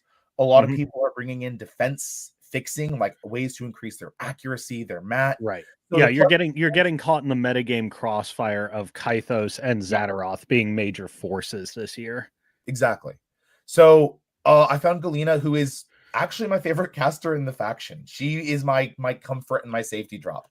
Max She isn't there yet. looks super simplistic as a It's caster, so much but she fun. actually has a remarkable amount of depth Yes. for being such You look at her and a you see simple kit. you look at her and you see like, oh, good gun. Okay, I got you. No, you put refuge on her instead of a heavy, and it is a different game. She is Mhm. providing every turn. She is outputting spell damage. I run her with crippling grasp almost every time. Or But this Curse isn't of talking about Shadows. Galena. That's the one. I wish we had crippling grasp. Curse of Shadows. Good lord, I'm an I do idiot. not want to live in that universe. I do. All right, so Olesia, I take her because I saw that the things I was running into were in single wound infantry, but also then other high armor problems. Mhm. The feet. Being able to take speed off of Mechanothralls, being able to take speed off of Ulcor Raiders, off of Immortals. All these things have very innately small threat ranges. Right. Being able to tell them, no, you're not getting in here this turn. And Or you have multiple ways to shave speed. So you can shave speed with her feet, but you can also, particularly into Orgoth Sea Raiders, like they don't have a lot of no, Pathfinder. They don't they have a don't. lot of outs for, Yeah, just dropping forests in their face. you know what's really funny is in Chimera, they don't have the Pathfinder card, but they love to take Aberration. Aberration Ah. under feet with a forest in front of him moves 1 inch. Ooh. That has been my favorite thing to do is lock down Aberration for way longer than I should. Mhm, mhm. With Olesia, we're seeing that feat providing not only the -2 speed and defense, now also we can play the defense hurting game a little bit, go us, but the D3 damage from Spring Blades. If your Mechanothralls are only getting in one hit and then they're dying, you're not going to feel great about throwing them in there. But I'm also bringing models that can tank the one hit and be fine. So Mhm. if you want to invest your Mechanothralls, if you want to invest your Immortals, even if you want to invest some attacks from Axers, I'm going to be hurting them with this. And Right. you have to be okay with that. Even if their armor is Horus feeded up, I'm doing D3 damage to your Axers, your Bears, your whatever else you need that to be. Mind you, I'll always roll ones, so I'm doing one's enough sometimes. Now, her gun also being able to block line of sight, being able to target. I criminally underuse her gun, but that's because when I'm playing her and it's her turn, I'm like, she's done enough. Yeah, she doesn't have a range attack. What are you talking about? I just anything exists because the rest of her kit's so good. Right. Um, Yeah, so we're looking at native harvest, rapid Rapid growth, Growth, stranglehold, Stranglehold, and and thistle. Thistle. The most beautiful spell rack you've ever seen. Yeah. So Harvest means that I get to put out my debuffs, I get to cast my thistles, and then she is going to go up to 3 or 4, whatever I need her to be for where her beasts are at. And we'll talk about that later. Normally I have her camping around 4. Being able to upkeep that with Feroni as well. Like, look at these Mhm. upkeeps. I'm gonna upkeep Rapid Growth for free. I'm gonna upkeep Harvest for free. I'm gonna upkeep Curse of Shadows for free if it's on you. I'm gonna upkeep Inviolable Resolve on my bears for free. Veroni's providing that, and that's great. So So that's the first push button in here then. then with her, I go to Beast first. Yeah, let's I do got it. Veroni, and then I get my 2 Beasts. 2 Primevals. Same build. Okay. What are we looking at? Stag, Ancient Staff, Enchanted Claw. Ancient Staff and Enchanted Claw. Okay, so just reading this here, Enchanted Claw is your good enough damage option. It'll get you And there. then Ancient Staff is taking advantage of her spell list being obnoxious. Yeah, you want to Uh, remember how good Stranglehold is? Let's wait till I cast it 4 turns, 4 times in a turn. yeah, yeah. And when it's POW 15. Sure is. I'm power 16. There's a Witchmark totem in here too. Oh, we're going for a Witchmark totem. Okay. Yeah. Yeah. Take that, And this guy Vargas' is feet. also stag. Oh, and you've got undergrowth too. So you're Sure, mate. actually compounding your speed reduction and your defense reduction. So you can Absolutely. actually like So what's interesting is, we were talking before the show about how old Umbrey can suffer a lot just being like Mat 7 and being in a defense high meta. Just needing to roll a lot of 6s, which kind of sucks. Which is why I like our new guy with Carnage. Love him. He seems great. Well, and also both your lists, just map fix incidentally between Gang Fighter and Arcane Might, and then And Undergrowth, champions. Feet, and on and on and on and on. Yep. So we start with that. We then are going to move on to our solos, because with her, I know what I need. I need to get these 2 Primevals up to 5 corpses ASAP. Double Animists. If I could take 3, I would. Yep. Only with her. Maybe with Galena. Urson Champion. I put that model in every list. It's an incredible support solo. Like I said, it's doing a lot of stuff every turn. Yeah. It is also a 12/20 with its shield for her feet. It takes hits. It will then dish damage out with Spring Blades. Great. After him, I then put in a Witchmark Totem, and that'll be it for solos for now. That Witchmark Totem not only shuts off areas where now low armor units cannot get to because of its Briar Thicket rule, it also provides another armor debuff for making my Strangleholds even better. Right. And we're really starting to offset the low power of Enchanted Claw here. We sure are. You're gonna have no trouble getting out Curse of Shadows if you need it. 16, 18, 19, I can get up to 21. Pretty well. 21 blessed. For units, this is where the list gets a little okay. First off, the easy part. Let's just put on two Ursons. Let's not even think about that. They're here for different reasons. They're here because these ones are Springblade fuel. These Ursons will be up contesting. You will need to kill them, and if you're an army that relies on a bunch of single wound models to go and clear heavy targets, you're not clearing these Ursons easily anymore. They are there for that purpose. They are there to take those hits. I'll make attacks for them. That'll be fun. It'll be great. Yeah. They're here to take. You're not unconventionally for old Umbrey, you're not doing a lot of threat extending. You're more containing your opponent. And these guys are great for just saying, like, well, you got to blunt your strike on us.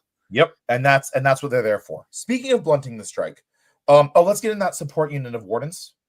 Yep. Sorry, my guys. RIP, get in the blender. So this is where my list is a little weird. Double Hunters. Double Hunters. We're really leaning into this this Tree Walker thing, aren't we? Oh no, I'm not. No.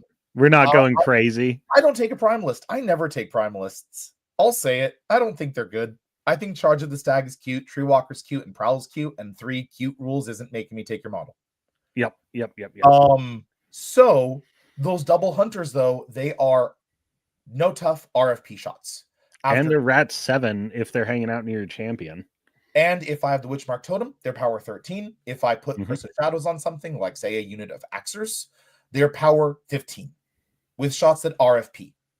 This takes out surprisingly hard targets, but unsupported, they take out Immortals. They don't come back.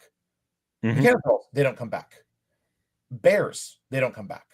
Now, Bears are tougher. You have to layer up your things for Bears. But with Max's armor saturation, if you are with a ranged gun, they're not benefiting from unyielding. So they're 18 base up to 20, up to 22 with a inviolable resolve. So you are ignoring the starved for its gnawing pain, and you are ignoring unyielding. So they're only armor 22. If I bring in Curse of Shadows, now they're armor 20. I'm up to power 13.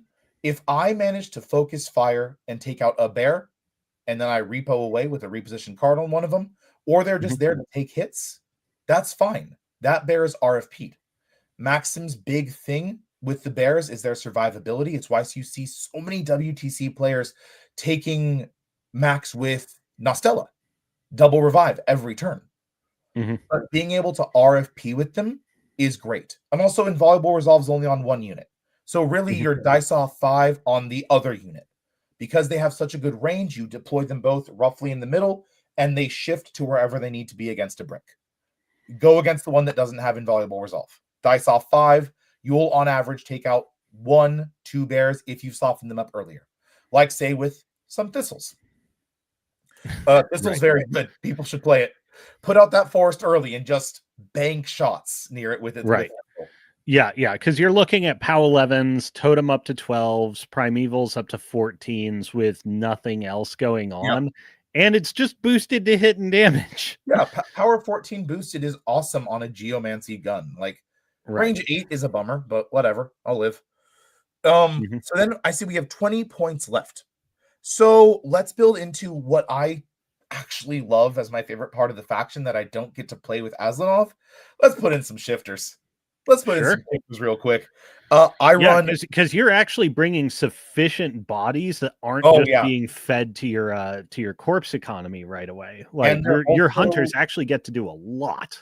And I also don't care if you kill if I RFP the Ursins. I'm not reviving them. That's someone else's job. So I bring double Ursin Apexes, Ursine Apexes. I bring one Ursine Shifted, which it could be more, but that's the way. Oh, my cat's going to knock over my microphone. Waxilium, get out of here. Yeah, go. Your mom's home. Go. It's so nice to watch somebody else struggle with what I struggle with every week. Siamese, they're very smart and so rude. Oh, my Siamese is as dumb as a post. I'm jealous. I then throw in double Lupine Apexes. Nice. I love these guys. These do the infantry clearing that I need more of in this list for when things get crushed in. They also clear things out. A great way to deal with Alessia is just to jam up her support and like her workforce models. Lupine Apexes jump over the problem. They have an 8 gang fighter. They clear out things. These guys will do really well against Curse of Shadowed Bears, even with unyielding. These guys will hurt the Starved, even with his aura going up. Apexes coming in at power 17 is great. If you get a totem in there, power 18 on that first one, and then power 17 on the other ones will do work. Also, and even agnostic your feet, if you're just trying to clear jam, it's very easy for a Primeval to activate early in the sequence, pop Undergrowth, and say, your defense doesn't matter anymore. Yeah. Also, this thing's mat 7 up to mat 9 up to mat 11. Awesome. I'm hitting those Black 13th. Yep. And that number can keep going if you still have your feet available. What's mat 13? It's fine. And that is where we're done with the list. And this is what I hate is I'm at 99 points. I cannot stand it. It's October. My wife and I watch Halloween movies every night, watch like scary movies. We're watching this great ghost movie last night. Couldn't pay attention to a single second of it. I was like, 1 point, man. 1 point. You gotta make it. I tried going double Wardens with 1 unit of Hunters and bringing in an Lupine Shifted. No, I need the Hunters. They do better things than the Wardens do in this list. Tried going down an Animus to bring in another Ursine Shifted. Oh, my corpse economy is terrible. No, I'm at 99 points and I have to like it. Yep. Yeah. And you could cash out the Ursine Shifted for some other stuff, but I think Resnikova's defensive stats are like defense 16 is okay, but she's like not the hardest thing to kill. No, Sheeris hunts her. Sheeris will take her down. Yeah. Just having so much redundancy to protect her is a big deal. There is something to be said for taking one stag head down to a bear and changing a claw to a shield, which is absolutely fine. Once again, even more mat increase, curse, shapeshifter, awesome. Right. But stag heads have proven invaluable with her and Galena. Anytime you want your Primeval to be putting in consistent work turn after turn, you take the stag heads. This means I don't need to take Shearlings for Fury efficiency. I'm already running a list that wants to take that hit. Shearlings were a really hard cut from both of my lists. But I found that we as a faction have so many things that are support. Even if they're doing other jobs, they are support. And Shearlings are just 5 points. I know, I hate it too. I wish we still had like a 1 point cost command card that was really good or something. I'd take it. But being able to I would take a pet rock model. Yeah, 1 point that does nothing. Absolutely. But the stag heads let her really geomancy every turn and apply that threat consistently without worrying about overburdening Fury next turn. Oh, I'm sitting on one. I'm back here. I'm pretty safe. Right. Yeah. They can be like, I'm on 2. I killed something because my power is ridiculous. After all of my debuffs, I bought 2 attacks. Okay, well, I'll go down to 1, and she's camping 6. That's great. Right. Yeah. The stag heads, like they have a lot going on, but one of the biggest things is it just lets you use harvest all the way to the hilt and offset her okay-ish defenses by just like, I got transfers for days. What are you gonna do? And then, in case you leave Fury on them, don't worry, they're threshold 10. Right. Yeah. Because you've shifted from, and the corpse game in this army is actually not that expensive. Like getting primevals, a double stack of primevals set for the rest of the game is not a very demanding exercise. That's not terrifically hard to make happen. It's usually 2 turns. You average 2 on each dice for D3. Veroni gives him 1, gives the 4 other. Next turn gives him 1, gives the 4 other. I'm down to 1 warden. It's a bummer, but he's just going to sit on a 40 all game. That's fine. Right. Yeah. So then you're down to like invoke the beast and rites of spring. Sometimes still blood ritual. I'm guessing Reznikova really likes craft talisman. Oh, she loves craft talisman. Thanks for asking. The animist has this big list of spells, and in most armies you only ever see them hitting blood ritual. Because old Umbrey and like this is one of the things with the the broader like territory that the faction sits in.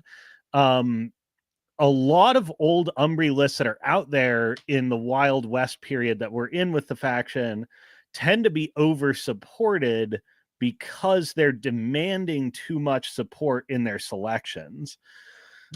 Like if we toggle back to your Maxim list, I was actually like thrilled to hear you say Strix is going in. Like, yes, this lets you like cut the support bloat down. It lets you be at 1 animist, and it's like just one less thing that's demanding. I need models dedicated to making me good. Nope. Our faction is perfectly good on their own. The support is great. Like we have amazing support, and it almost feels like that's I don't want to use the term trap, but it's not necessary all the time. If you were to use the term trap, I would agree with you. I think that it is a bolstering that is unneeded. Yeah. Despite the support being incredibly good.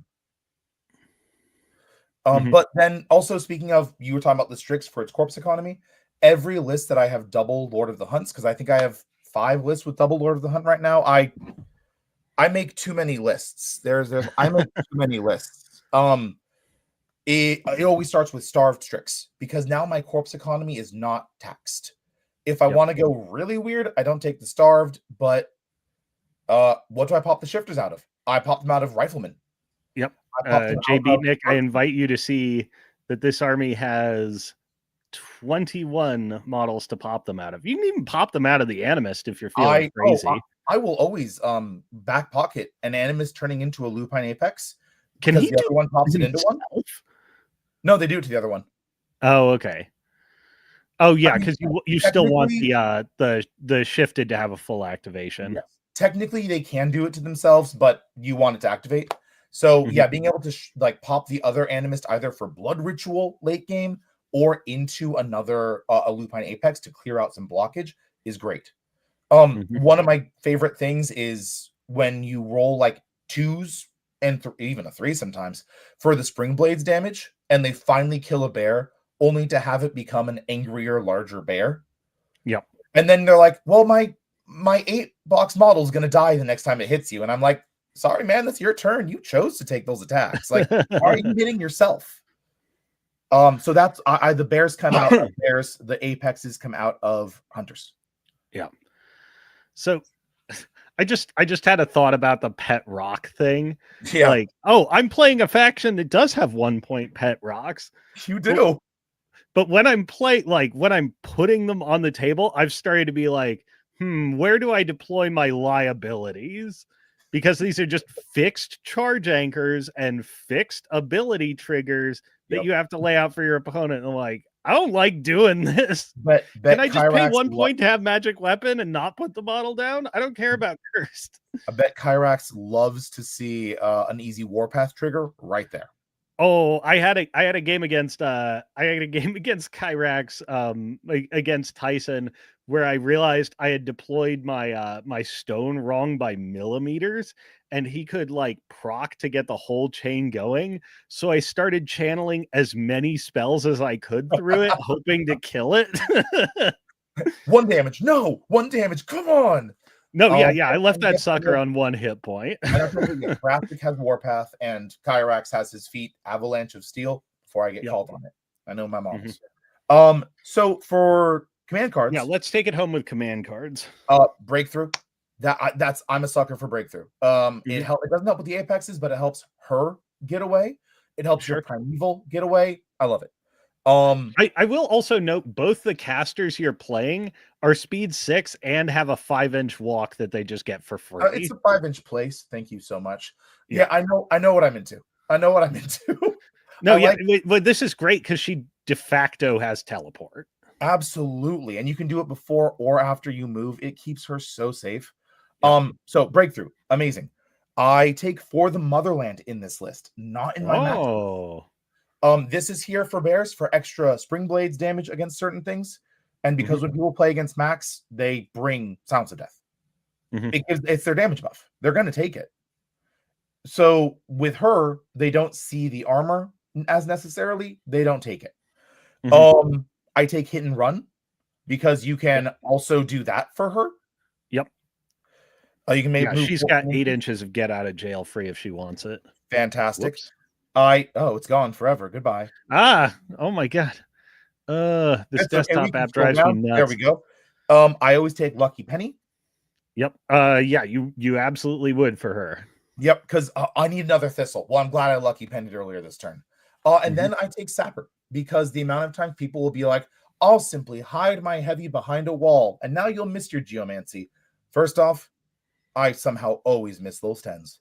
But if it's an 11, I'll hit it 100% of the time. Sapper gives you that ability to say, unless you are Gravediggers, that wall isn't helping you. So this is the one where I don't try to be cute and use the barrel as a Sapper. I need this Sapper targeted where I need it. Aslanov can play a little bit sloppy with his. She cannot. Well, yeah, and in Aslanov, you've almost got your your two-fisted heavies like walking around as almost spare change activations. Like it's very easy to find because as neat as the powder kegs are, they do come with an activation tax to them, and not all lists can afford that. Here with the two primevals that are like, really trying to realize a lot of value every time they untap, the last thing they want to be doing is grabbing a defense and throwing it. Yeah. They need to be putting out that either Thistle or that I've taken Earth Spikes with her once. It was fine. Or that Stranglehold every turn, or else they are 14 points that are doing nothing. Oh, Earth Spikes, it does some okay blast damage. I mean, it's 13 AoE 2, ignoring cover, knockdown on crit. It's fine. Yeah. It's okay. It's okay. So that's Reznikova. And I get to name the list after one of my favorite horror novels, so that's great. Something that's neat about both these lists that I really enjoy also is like, an adaptation where you're minimizing your reliance on Windstorm as well. Also that I am trying to get out of the habit of racking Windstorm with Max. I need it because it's so constraining on what your activations are like what you're actually capable of with your caster activations. Less so on Reznikova than most, but like it's a big dampener. And I mean, yes and no on it for Max because he wants his army in a brick anyway. He will cover most of his army, sans maybe Hounds and the Strix, and whatever is on the outliers with his Windstorm. But he also wants to be able to put Surefoot on like Chosen of the Witch. And you're forsaking some like let's just look at this rack because it's like Curse of Shadows, Earth Spikes, Earth Sanctuary, sometimes neat, Inviolable Resolve, love Lashing it. Tendrils, situationally honestly, quite useful, so good. Spirit Fang, Primeval's chucking POW 14 Spirit Fangs. I don't like that. What are you talking about? There's a Cursed Totem. It's power 15. Thank you so much. Yeah. Spirit Fang is so much fun with Alessia. That is one I rack with her sometimes. Because it cuts something down. No, yeah, and she's already leaning into speed debuffs so much Yep. too. But yeah, like getting Windstorm off your auto includes just lets Yep. you, like, if your lists are built in such a way that they're not totally reliant on it, you open up access to some really great tools. And Especially you know, because Windstorm often keeps you from tailoring your rack to match other aspects of the matchup. So if you because can you lean have to away take from it, Windstorm. yeah, if you can lean away from it for design purposes, that gives you a lot of room. Yeah, there is also something to say with her for Tides of War as being Mhm. such a good spell for her. Of Being course, yeah, able because she to, picks it up too, right? yes, she does. So there's my Yeah. 3 and Trico every turn. But also, it is the ability for the Primevals to be 10 inches away and then Oh yeah. 13 inches away for Yep. Geomancy. Mhm. So Yeah, now yeah. You're the throwing fun thing, strangleholds and then winding up like way out, like maybe even out of gun range. that's been my experience with them. It's been fantastic. Normally, I do IR and Tides of War with her, but I've also been really enjoying Spirit Fang. Mhm. Yeah, yeah, absolutely. Hey, Tyrants on the Field. I just finished listening to your WTC list recaps. Good times. Nice. All right. So yeah, Well, that's my Reznikova list. Tailor made for a few specific things, but it's been great into the matchups. yeah, I am gonna save this if I ever get around to picking these up. But let's kick over to talking about the faction in general, because I feel like your thought process here has been really illuminating. And one of the things I've said about Old Umbrey and its I mean, we talked offline about this via Messenger, and I think one of the things about the factions is it kind of landed with a splash in like an opposite way to Gravediggers, because Mhm. Gravediggers, the floor to produce results is like you need to be operating at a pretty high level to achieve results with this faction. Yeah, if I can phrase it as Brandon did, because it was the best way I could think to put it, is if you've played enough of the game to see the lines and to like understand how a turn will play out and then how your opponent should play out after that, Gravediggers are great. Mhm. But they are such a high skill floor. They are so difficult to play. Right. Old Umbrey, on the other hand, landed and started making results immediately. And I'm not like part of the reason I'm going to say this because it's important to understand for meta consequences. But you also went out with 2 boxes and started crushing people because you know what you're doing. I um, appreciate that. but old Umbrey is in some ways, you know, not just thematically but mechanically almost simplified Circle. Mhm. Um, Yeah, absolutely. like traditional Circle and simplified characters Circle. If you like the characterization of the witch in the woods, the Slavic folklore, all of that, like it's ideal. It's the best part of Circle. Yeah. But this simplification comes with it's very mechanically easy to execute on a lot of the things it does once you've mastered the secretarial skills of getting your order of activation correctly and knowing how to optimize your corpses and stuff like that. And one of the things the faction can do, which is interesting to hear that, you know, somebody who's been playing Old Umbrey at a very high level is moving against, is not that you can't do it, but that it's not a focus, is materialize really long threat ranges. Yeah. And this has the power to overawe people, especially if they don't have the skill proficiency to have invested a lot of effort figuring out how to deal with that. Because it Yes. is an advanced skill once you're facing down Oh like yeah. super hard hitting melee alphas that just outrange you by a country mile. Um, and I think the faction started posting a lot of results because there's a certain segment of the player population for whom relative to, you know, relative to their ability to play into this challenging question of ultra long melee threat ranges and how accessible that is to turn on all the way. I think the faction has struck a lot of people as, you know, like everybody's doing their own local weather report. I don't Mhm. necessarily think this faction is overpowered. I could hear opinions on it, but I'm also very used to dealing with that very accessible challenge it presents. I think it has occurred for a lot of people as overpowered, though, because of that local weather report phenomenon. What do you think of this, and where the faction falls overall right now? There's a lot to go into with that. So first off, to answer the question in chat, that depends on which one you play. Butcher, Barnabas versus Yana or Aslanov. If you like getting punched first and then punching back, like I do, play Aslanov. If you like punching first and punching hard and seeing what's left afterwards, Yana's more your speed. So you play Magic, Cosma, Alex, and you mind if I call you Cosma? I'm just so used to that. Yeah, go for it. So, what is the thing new players hate the most? What color is it? Blue. It's blue. It's counterspell. It's denial. And Old Umbrey does denial. It does denial, but not in the way of Haley 2. It does denial in saying, first off, spell word. You can't hurt these dudes with spells. I'm sorry that you can't do that. But then it does denial in the sense of, I can out-position and out-threaten you. But as an experienced player, Cosma, is blue the most broken color? No. No, it's not. Once you learn the tricks of Old Umbrey and you learn what you can put forward, that I then have to go, okay, fine, I'll take that. Then I'll take that. And then you get to initiate the alpha. That's what I like about Aslanov, is he counters that weakness of Old Umbrey.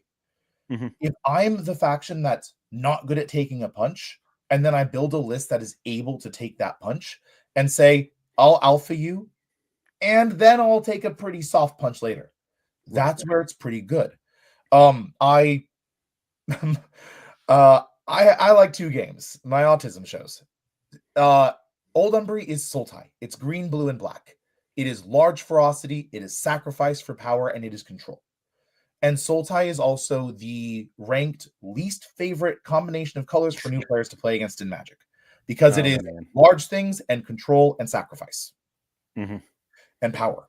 So I think that these local weather reports you're seeing are sort of augmented by a few key aspects. One, they are a new faction. They are a new tricky faction. Yep. They are a new faction that threats far. And when you are a newer player, alpha threat range is the only thing that really countenances a game, that really influences a game. If I am able to hit you first and I take you out, you're gone. You don't even get to roll dice. That is a feeling, because they're not prepared to deal with that by like preferring bait or counter positioning or stalling and forcing concession of ground from longer threat range opponents. Like, it's simply not in their strategic lexicon. Yes, if they are not familiar with the idea of, well, I'll make you come get it, or if they say, okay, well, I'll let you charge them because, well, you're going to get here anyway. Don't let me charge it. Make me have to run to engage on my feet turn with Aslanov, because I need to take up ground on that scenario presence, or else he's in a rough spot. But if I have to go up feet defensively and jam you up more, now you're getting that first hit. So I think a lot of the weakness is coming from seeing large threat ranges as being the end all be all. And they're not. There are things that you can't deal with. Long range gun threats are still a huge problem. Yes, as we got in chat here, Old Umbrey is good, but positioning with them is the most pivotal thing. I've seen people who are really, really good players, and I've played with people who are really, really good players, and if I position this model slightly wrong, it's gone. It's dead. I left a line where they could see starved. It's dead. My list is falling apart now. I left a lane where you could get to my caster. She's dead now. I lost because of that. We are a very cast iron faction. We are strong but brittle. We will shatter. Yeah. Well, and that's the other thing too. And I think it's very intriguing for me because we again talked about this prior to the episode, but support bloat. A lot of early iteration Old Umbrey lists were spending between 20 and 30 points on support models. Oh, those are rookie numbers. When I first was building Old Umbrey, I think I had 45 points of support in one list. Oh, and it was my terrible. It was so awful. Yeah, well, yeah, because you essentially have two business models, and you send them in, and you do something fantastic, and then they Um, die, and then you're like, I'm well, gonna what do tell I got you. left? It's I'm gonna not a tell you lot. real quick. My battery's running low on my PC, and I'm not near an outlet charger. So if I randomly drop, I'm not being rude. My laptop's dead. I'm gonna No, turn yeah, it into yeah. power saver mode, get things lower. But I got this laptop for high school graduation in 2012. Oh my goodness, This is what I play on my that war is table on. ancient. It is this. That laptop has seen 3 editions of War Machine. Oh yeah, this laptop has been through everything. All right. Yeah. So that's how I feel generally about that aspect of the faction as far as its strength. It is like a 60% win rate for a lot of things, Yeah. which is good. It's incredibly good. In professional magic, 53% is like awe-inspiring. So the fact that we get to have this is great. Yes. Far And above their weight. yep. And again, being able to scalpel out those characters with Lord of the Hunt is going to be great for us. Yeah. I think he's doing a lot for the faction. Yeah. I think one other thing that contributes to the local weather report phenomenon, just like the threat ranges are a massive strategic burden to, aspiring players. Old Umbrey has a ton of bespoke rules. Yes. So Hey, the knowledge question also creates disproportionate impact that tends to fall on newer and intermediary players. absolutely. Very quickly, I'm going to pause my video and audio so I can go grab a charger and try to make this work. I'll be right back. All right, perfect. Yeah, Go I vamp. will ramble for a little bit. Yeah, so and for people in that particular portion of their experience and development, I don't mean this to be harsh. I am merely commenting on it was the same for me. This is something dealing with superior threat ranges is a serious challenge. And one of the things you learn, particularly about old Umbrey, is like in their old configurations, they could be run out of gas very quickly. This list building exercise has been very, very interesting, because you've built 2 armies that are like, we're looking at somewhere between like 13 and like 16, 17 points of support. And they have a lot of active, there's a big priority on activating modules that can that can win the game if given enough time, and you're essentially developing circumstances to give them enough time to win the game. Thank you for vamping. My wonderful wife was listening and ran in here with a laptop charger, and it looks like several extension cords to run it from the kitchen. Oh man, that's how you can tell you've married well. Look at that. Oh, she comes to me at LVO and like all of the tournaments. It's great. So I think that was fantastic vamping. I think you actually touched on a huge point. And that's something I did want to say too, which is nothing that I say will ever be meant to deride or bemoan or speak ill of anyone, because I was new at this game. I still feel new at this game. Every time I sit down at a table, I approach it with, this person is just as experienced as me. This person is just as knowledgeable of the rules of this game as me, and I will be winning this on a coin flip. And if you treat every game that way, you treat every game with the respect that it deserves. And I never think less of an opponent for their journey or where they're at, because give them time. If they're new, they'll beat me eventually. Yeah. I couldn't agree more, with one exception, which is I will deride Brine Blood players for until they change their ways. Stop deliberately self-sabotaging. Stop playing foul. The derision blood. will continue until Yeah, but pretty so much fun. Even is even he if though? he's worse, worse Boomhauer. Worse Boomhowler. Well, he also has a problem where like I don't want to talk about it. I get so ass mad talking about it. Let's talk. Start to appear in your forehead there. Yeah. Let's talk instead about, like, okay, there is a local weather report phenomenon. Your audio cut out a little bit there. Oh, freaking A. I think I'm learning it's a constellation of things because I'm also getting like periodically I'm getting a Wi-Fi thing. I think I just have to run a cable from my router to this thing. Um, it's actually winter in Phoenix, so I might see about like doing outdoor streaming in the future. But anyways, what I was hoping to talk about is where you see like the paradigm shift for the I'm faction very sorry to say going. this, Cosmo. You're No, why Ugh. when you get a chance. Unfortunately, your audio is cutting in and out, and that fun voice thing. Might need.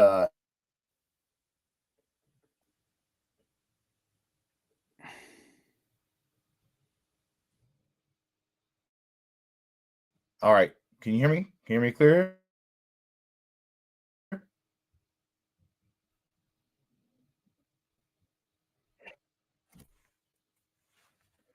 Can you hear me all right, Cosmo? Oh, internet. Always the worst of us. Now, although your video is fun, it looks like you're doing like super speed flash movement for a little bit there. We're going we're going the sadness route. We're going back old to school. we're back to phone. Oh lordy. There we go. Sometimes that's what it's got to be. Yeah, maybe I just got to do like a WTC stream episode or something, just so I can have like 3 hours where I'm sitting down and just ironing out the kinks of whatever the hell is wrong with this setup. Oh, gonna kill the Wi-Fi on my phone too. This is so bad. Okay, so where I was hoping to go is sort of the where you see the direction of travel for the faction and the metagame at large, through the WTC stuff is already committed. But where do you see this going over the next 6 months? And then, okay, we've talked a lot about, your personal experience. Do you think there are dimensions or aspects of Old Umbrey that are probably overpowered or worthy of a touch in January? Okay. So two very separate questions there. I'm talking the first one Mm-hmm. first. I think relatively in 6 months' time, you're going to see people getting used to the tricks. You're going to see a shift in the meta towards breaking bricks, and favor for Aslanov will fall off heavily. Because we've seen bricks before. Mm-hmm. He provides something unique in his denial and his personal output, but lists can be adapted to take down bricks. And we'll see that. You're going to see more people putting favor into the, all respect to my boy Aslanov, slightly more deep warlocks, slightly more in-depth ones. You're probably going to see a lot of people favoring Reznikova. Obviously, Alessia is incredibly good.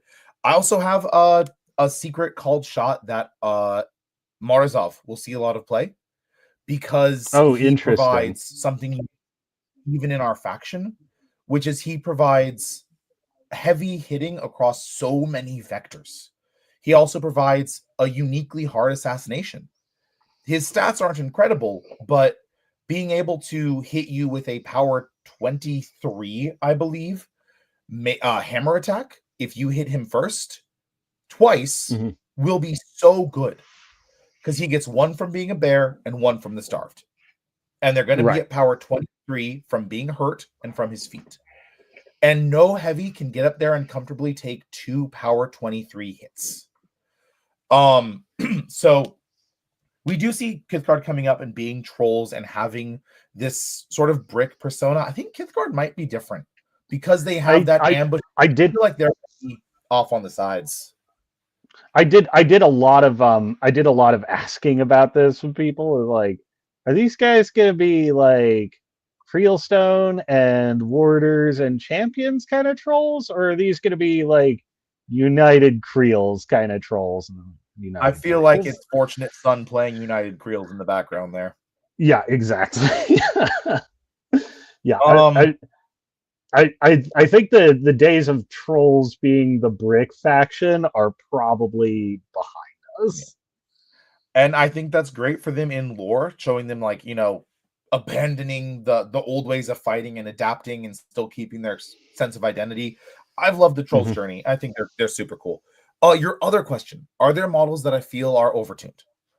The Mhm. exact discussion I had yesterday with my Necrofacto player after playing him. He said, Chosen of the Witch, Ursins, Max.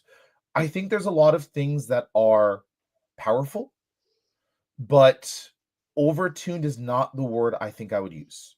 Deserving of being Right. patched, potentially. I think that bears probably are okay. It's the rest of it that's a problem. Because Right, bears are because bears preventing. have bears are this like tremendous roadblock, but they have a high volume of attacks, but their attacks are like you have to work for those attacks to really be consequential against more than just Dorcases. And Yeah. even then, without No, the veteran leader, and sometimes even with the veteran leader, like they're just not that like they're just not clearing the benchmarks you would want them to clear. It's mostly when just you're a wall. when your buffed melee attack in rat is 7, that's not amazing for a 10-point unit. So I Mhm. think that the bears themselves are roughly fine. Maybe you take away unyielding to add shield, because then it is ignorable by things, but then that takes away our weaknesses to guns, so it's trading Mhm. one hand for the other. I think where Right. you're going to see most adaptations and changes will be Max. I think Yeah. that Max has many angles and facets he can play, and that is his problem. He plays the Right. brick, but as he moves the brick up, he is creating a 13-inch bubble of death. Mhm. If you pair that with two Lords of the Hunt, making their own 18 to 21-inch bubbles of scaring casters, you can Pac-Man out chunks of this board where casters can't go. Your caster can't go score that for scenario. I have two Lords of the Hunt. Your casters cannot score this for scenario. I have Maxim. Your caster cannot score that for scenario because it is unimportant side of the table, as I've shifted it all over this way and you've had to adapt and swing into me. Lords of the Hunt are Mhm. going to really do that for him. I think they're fine.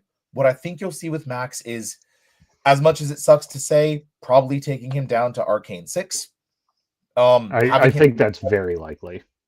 Having him be 7 is a beautiful dream that I'm living in right now. Making him power 15 natively, probably, so then he gets up to 17, which is the power of the Nomad whose weapon he stole was power 17 on its blade, which is, fitting. I think that probably you'll see battle formation swap to something different. I think that I Oh don't know god, what it bet what are the odds that it just winds up being in the same tier as the set defense battle plan? Like the thing that would is, be trash. yeah, the I think thing is more like, realistically, they give him Stir the Blood. yeah, stir the blood. Ugh. I Yep. mean, it's that's painful. I feel like Max doesn't need that many hits, although like a 60% win rate is like really high.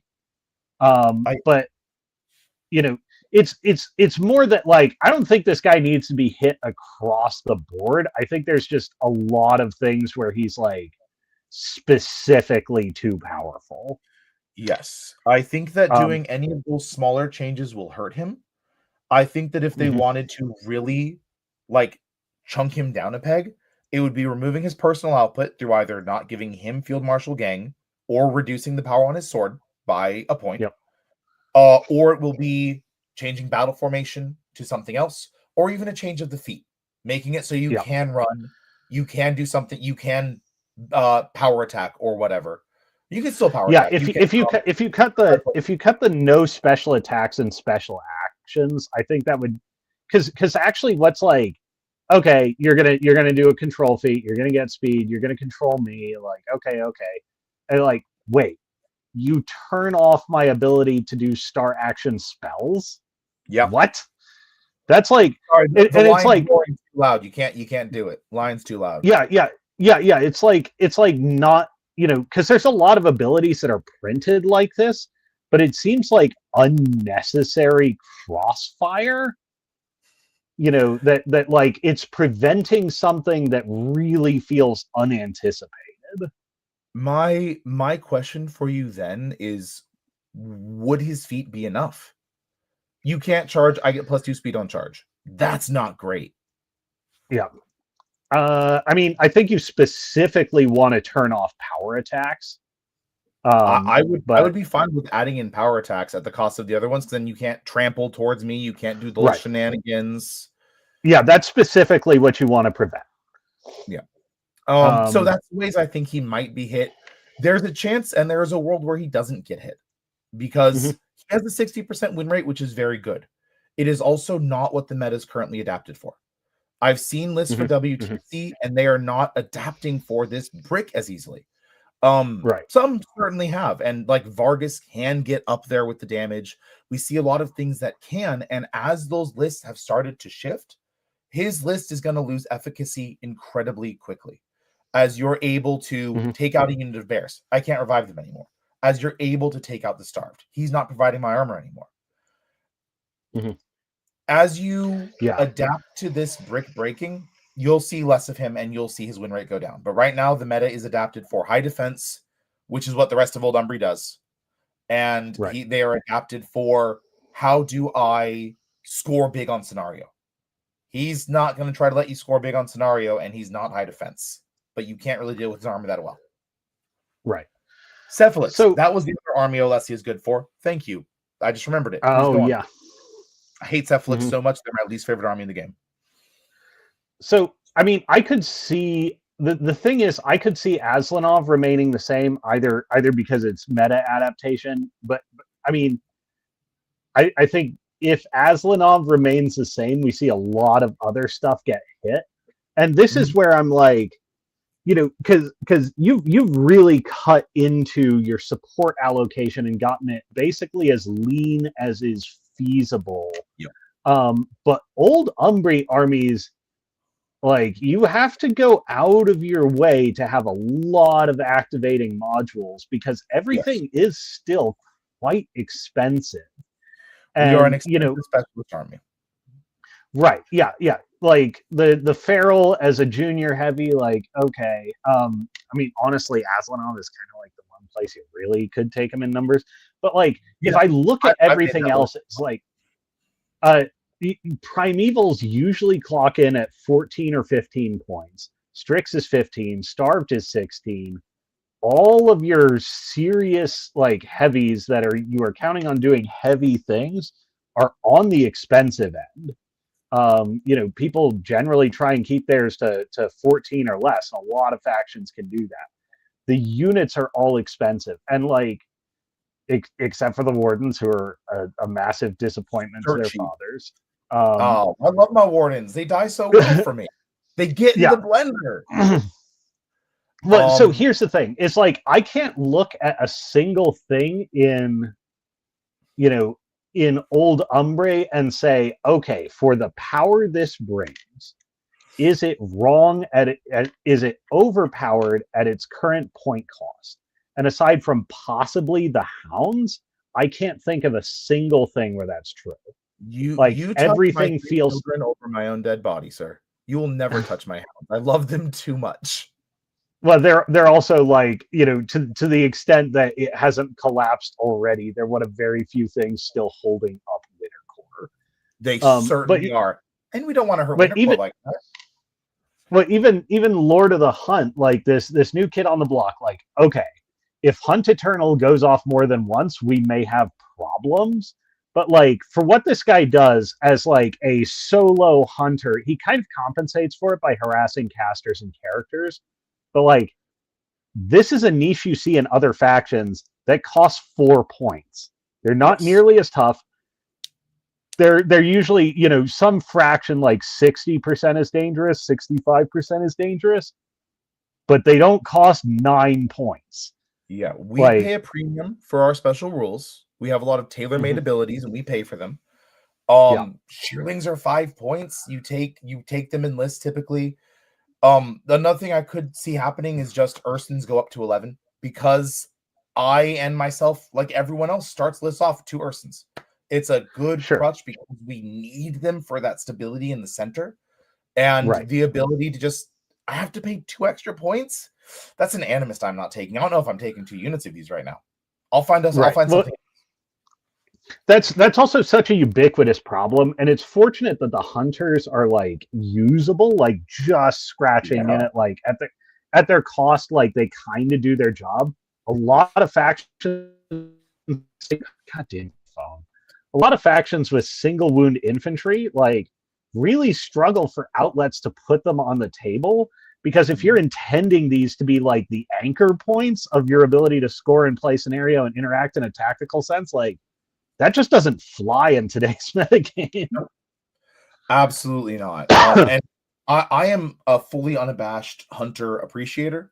I love my Mhm. Legionman hunters. I have 2 units of them painted. I have a third I'm working on right now, and I'm gonna be getting a fourth next time I order more things off of Steamforge.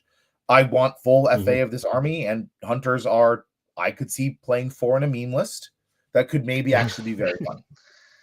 Yeah. I just want a pincushion Yeah.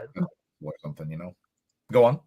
Jay Beatnik, this is exactly right. There are a lot of rules that are added as like flavoring or accents to models, like electroleaps, like Spring blades. killing spree, yeah, spring blades.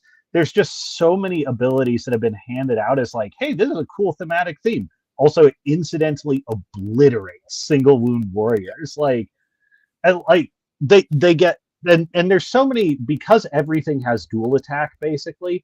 There are so many junky little ticky tack attacks that are looking for an outlet, and unless you're bringing an unbelievable number of single wound infantry, or they have like unbelievable offense or some like great defensive utility or something like that, like they just get picked up for free. They die so fast it's unreal, and nobody has Yeah. to go to any effort to counter them. It's just something you do incidentally. And then the hunters are also 12-15. Yeah. They're the most No. victim stats you have. Yeah. Defense 12 is like a disaster. That's your troll defense. Like I'm saying. Right. Yeah.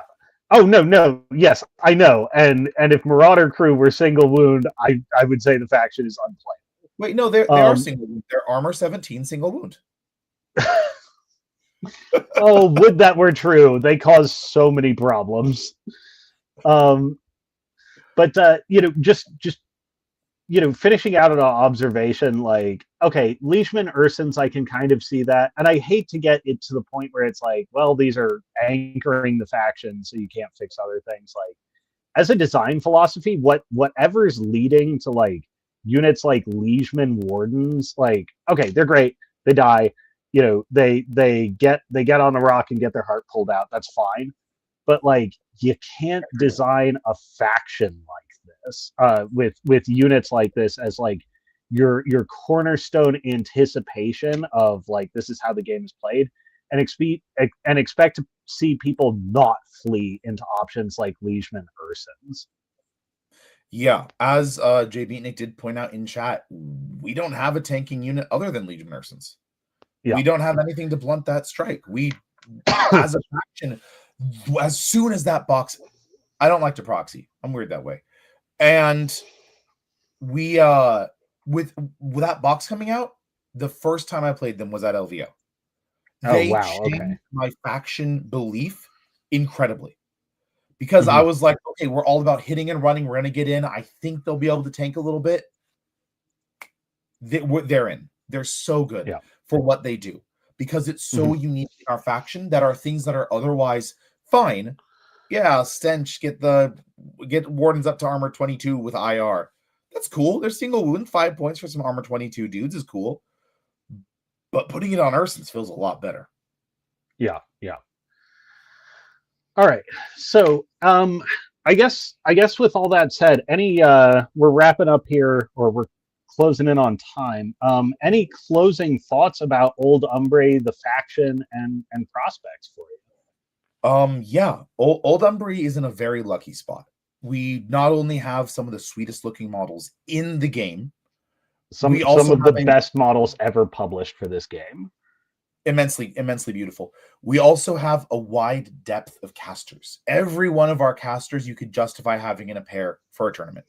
I could justify taking any combination of casters for LVO, for Warfare Weekend, and feel okay with it if I had reps with that army.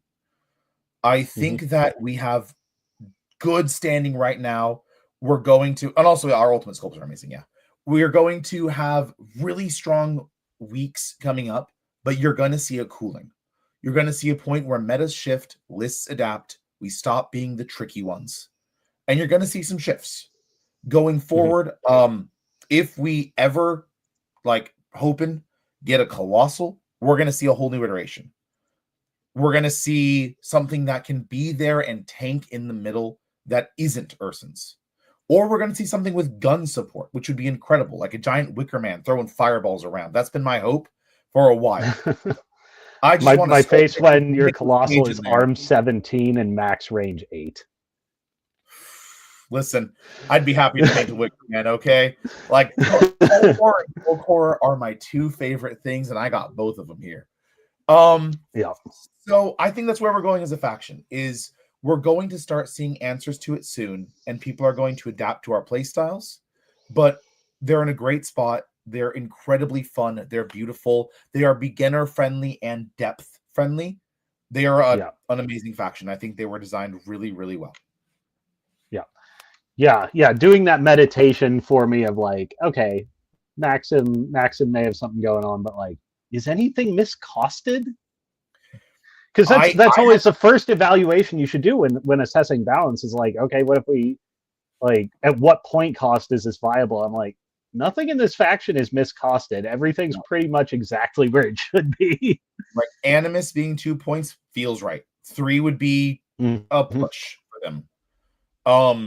I think that we are an aggressively costed faction, that things are expensive. Our ferals are not really heavies. They're lights that are play tanking.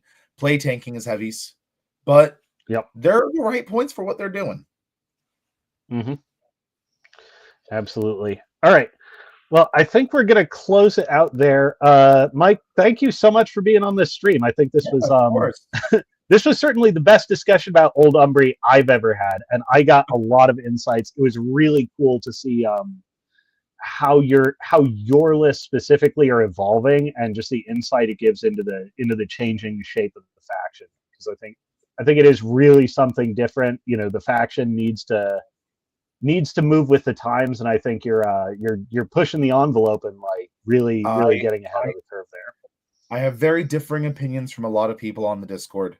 And that's part of the game. I've always played weird snowflakey lists. You get what you get. And thank you very much for having me on here. It's been a goal of mine to get on one of these since I was a plumber, and I listened to podcasts about War Machine every day. So this is nice. This is nice. Awesome. All right. Well, I guess that wraps it up here for us at the Amusing Panda live stream. Thanks everybody for showing up. Keith, take us away.